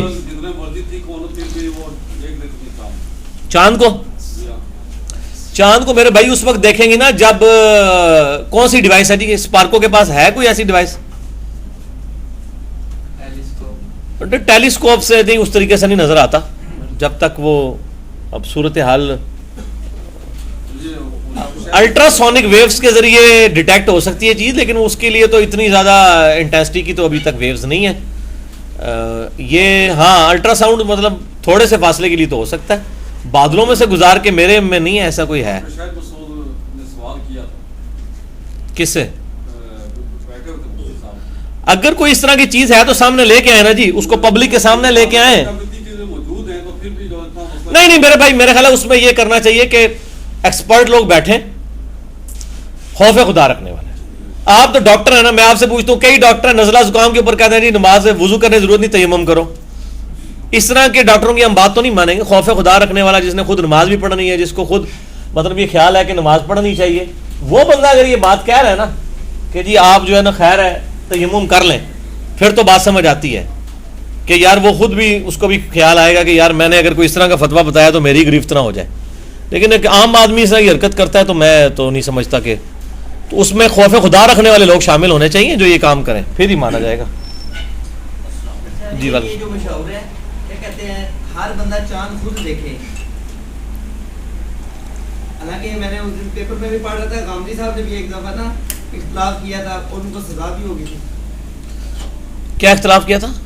کہ عید انہوں نے بتائی ہے نا کہ جمعے کو عید بن رہی تھی, ٹھیک ہے نا, حکمرانوں نے نہیں کرنے دی. تو نہیں, چاند اگر نظر آ گیا اور حکمران اگر کہہ بھی رہے ہیں کہ نہ کرو, پھر تو نہیں حکمرانوں کی بات مانی یہ جائے. ہوئی ہے ویسے. چلے جب بھی ہوا ہے نا بات, چاند جب آپ نے خود دیکھ لیا پھر تو کوئی مطلب رہ نہیں جاتی نا. اللہ اور اس کے رسول عز و جل و صلی اللہ علیہ وسلم سے اوپر تو کوئی چیز نہیں ہے نا. لیکن وہ چاند نظر بھی آنا چاہیے نا. چاند خان نہ نظر آیا ہو, چاند ہی نظر آیا ہو, ٹھیک ہے نا. وہ کے پی کے میں تو نام بھی اس طرح کے رکھ دیے جاتے ہیں نا, تو زیادہ ایشو اسی ایریے پہ ہی آتا ہے ہمارا. اس ایریے پہ اتنا ایشو نہیں آتا. ہر بندے نے خود نہیں دیکھنا میرے بھائی, ہر بندہ کس نے خود دیکھ سکتا ہے. شہادت کا کنسیپٹ کیوں ہے کہ کوئی شہادت دے گا باقی لوگ مان لیں گے. مسلمان شہادت اسی لیے ہے نا کہ ایک یا دو نے, تین نے, چار نے, جنہوں نے دیکھا وہ بتائیں گے, باقی لوگ قبول کر لیں گے. ہر بندہ تو دیکھ بھی نہیں سکتا. یہ جو ٹی وی پہ موصول ہو رہی ہوتی ہیں کالیں, پوری تحقیق کرتے ہیں, ہاں جی, دیکھ کے ان کی تحقیق کی جاتی ہے, فیک کال تو نہیں ہے, تحقیق کی جاتی ہے. کس طرح کی موبائل پہ ہی آ رہی ہے نا کال, نہیں اوپر رابطہ کرتے ہیں نا, ہر علاقے میں سب کمیٹیز بنی ہوئی ہوتی ہیں پوری ذمہ داری کے ساتھ. پھر اتنے زیادہ لوگوں کا جھوٹ پہ چیک کیا جاتا ہے, بالکل نام لکھواتا ہے, پورا اپنا انٹروڈکشن کراتا ہے. ایک مسلمان ہے وہ سکھ ہے میرے بھائی, جب وہ کیسے اس کو سرٹیفکیٹ مل گیا یہ سکھ ہے, وہ اس لیے کہ باقی پوری امت بھی اسی کے ساتھ کی ہے, باقی کوئی صحابی نہیں ہے. نہیں وہ پوری تحقیق کرے, ٹیلی فون پہ انفارمیشن ملتی ہے.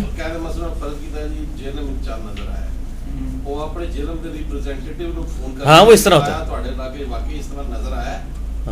اور پھر اتنے زیادہ لوگ فون کرتے ہیں, اتنے لوگوں کا تو جھوٹ پہ اکٹھا ہونا محال ہوتا ہے نا. ہاں صرف کوئی ایک دو بندوں پہ ہی ہو کہ پورے ملک میں 2 بندوں کو ہی نظر آیا اور کسی کو نہیں نظر آیا, پھر تو انسان ڈاؤٹ فل ہو سکتا ہے. جب یہ شہادتیں اچھی خاصی موصول ہوتی ہیں اس کے بعد تحقیق کی جاتی ہے, اس طرح ہی ہوتا ہے.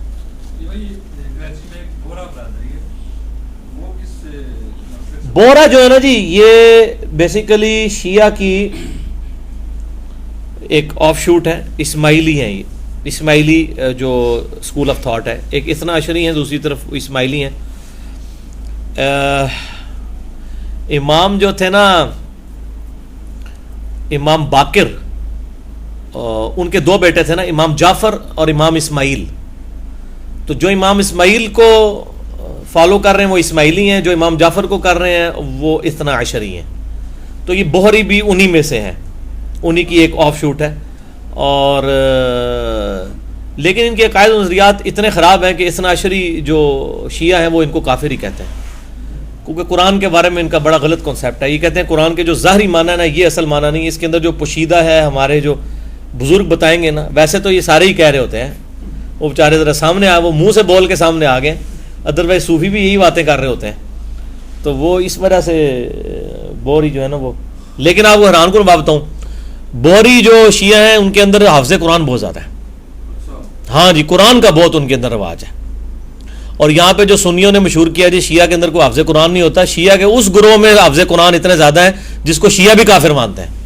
وہ اللہ کے بندو, حافظ قرآن کو اللہ نے قدغن لائی ہے کہ بھی سنی ہوئے گا, بھی وہ بھی کہ انفی ہوئے گا تو انہوں حفظ ہوئے گا, اور کسی کو غیر مسلم بھی حفظ کر سکتا ہے. یہ تو قرآن کا معجزہ ہے کہ کوئی بندہ بھی اس کو حفظ کر سکتا ہے, جو کوشش کرے گا حفظ کر لے گا. شیعہ کے اندر بھی حافظ قرآن موجود ہے, بوریوں کے اندر موجود ہے. مجھے خود ایک بھائی نے فون کیا, اس نے کہا ہمارے رشتہ داروں میں اکثر حافظ قرآن ہے لیکن قرآن سے دور ہیں. خیر وہ میرے لیکچر سن کے اللہ تعالیٰ نے کتاب و سنت کے منہج تک پہنچایا, تو وہ کہتے ہیں میں دعوت کیسے ان کو دوں, تو میں ان کو بتا رہا تھا, ان کا جی حافظ قرآن اتنے زیادہ ہے. جی نہیں خدا تو نہیں مانتے ہیں وہ، بس اس کو اسی طریقے سے درجہ دیتے ہیں ایک آئمہ کو. یہ آپ چھوڑ دیں، اب ایک معاملہ ایک پورا لادہ سے. ہاں باقی کوئی ایسا مسئلہ پوچھیں جو کتاب و سنت میں آمد ہے. یوم عرفہ جو ہے اس سے کیا مراد ہے؟ اور پاکستان میں چاند کے حساب سے جی پاکستان کے، یہی تو بتا رہے ہیں اتنی دیر سے، پاکستان کے حساب سے ہوگا. یوم عرفہ تو اس کا نام ہے نا جی، عرفہ کا دن. ہاں عرفات کا دن. یہاں پہ تو یوم عرفہ ظاہر ہے 9 ذی الحجہ کو ہی ہوگا. 9 ذی الحجہ کو یوم عرفہ کہا جاتا ہے نا. یہ ہمیں اب تو اس لیے پتہ چل رہا ہے نا کہ یہ موبائل فون اور میڈیا ہے. آج سے 100 سال پہلے ٹی وی نہیں تھا، ہمیں پتا تھا کہ یوم عرفہ کب ہے؟ پتا تھا. جب بھی حج کا دن ہو اس کے لیے یوم عرفہ. ہاں حج، تو وہ سورج کے حساب سے تو میں وہی بات کر رہا ہوں، آپ بات کو سمجھیں. آج سے 100 سال پہلے ہمیں پتا تھا آج کس دن ہے؟ آج سے 100 سال پہلے اگر ہم ہوتے تو ہمیں پتا ہوتا کہ حج کس دن ہے. بتائیں آپ. نہیں کس سے پتا چل جاتا؟ کس نے فون آتا وہاں سے؟ نہیں پتا چلتا نا، نہیں پتا چلتا نا. آج سے 100 سال پہلے، 100 سال پہلے تو آپ کو یہ بھی نہ پتا چلتا گجرات میں کیا ہوا ہے قریب 40 کلومیٹر کی ڈرائیو پہ. تو اس وقت پھر ہم یوم عرفہ پاکستان میں 9 ذی الحجہ کا روزہ کب رکھتے؟ جب پاکستان میں 9 ذی الحجہ ہوتی. تو آج اگر میڈیا سے پتا چل گیا تو اس کا یہ مطلب تو نہیں کہ ہم دین ہی بدل دیں گے، وہ تو ہم اپنے مطابق ہی رکھیں گے. سمجھ آئیے آپ کو بات کی؟ یہ بات ہے. اور جی کسی کا میرا خیال ہے ہاں جی جب آدمی لاہور سے کراچی تو روزہ رکھا ہوا ہے، ٹھیک ہے، تو جہاز کے اوپر جب آدمی کا کوئی ٹائم ہوتا ہے اسے 7 بجے روزہ کھولتا ہے. جی جی جی. سورج کی روشنی نہیں، اس جہاز میں جب بیٹھے ہوں گے نا، جب سورج کی روشنی نظر آ رہی ہے نا، جب تک وہ آنی بند نہیں ہوگی آپ نے روزہ نہیں کھول سکتے. یہ ذہن میں رکھیے گا. ہاں تو روزہ نہ رکھیں نا. آپ کو کس نے کہا جہاز میں روزہ رکھیں؟ مسافر کے لیے تو یہ چیز پسندیدہ ہی نہیں ہے کہ وہ روزہ رکھے. آپ روزہ چھوڑیں، کھول لیں روزہ، اس کے بدلے ایک روزہ بعد میں رکھ لیں. بس ٹھیک ہے انشاءاللہ باقی اگلی دفعہ ڈسکشن کریں گے. سبحانک اللہم بحمدک اشہد ان لا الہ الا انت استغفرک واتوب الیک. اللہ تعالیٰ سے دعا ہے جو حق بات میں نے کہی اللہ تعالیٰ ہمارے دلوں میں راسخ فرمائے. اگر جذبات میں میرے منہ سے کوئی غلط بات نکل گئی اللہ تعالیٰ ہمارے دلوں سے محو کر دے. ہمیں کتاب و سنت کی تعلیمات پر عمل کر کے دوسرے بھائیوں تک پہنچانے کی توفیق عطا فرمائے. سبحانک اللہم وبحمدک اشہد ان لا الہ الا انت استغفرک واتوب الیک وما علینا الا البلاغ المبین. جزاکم اللہ خیرا.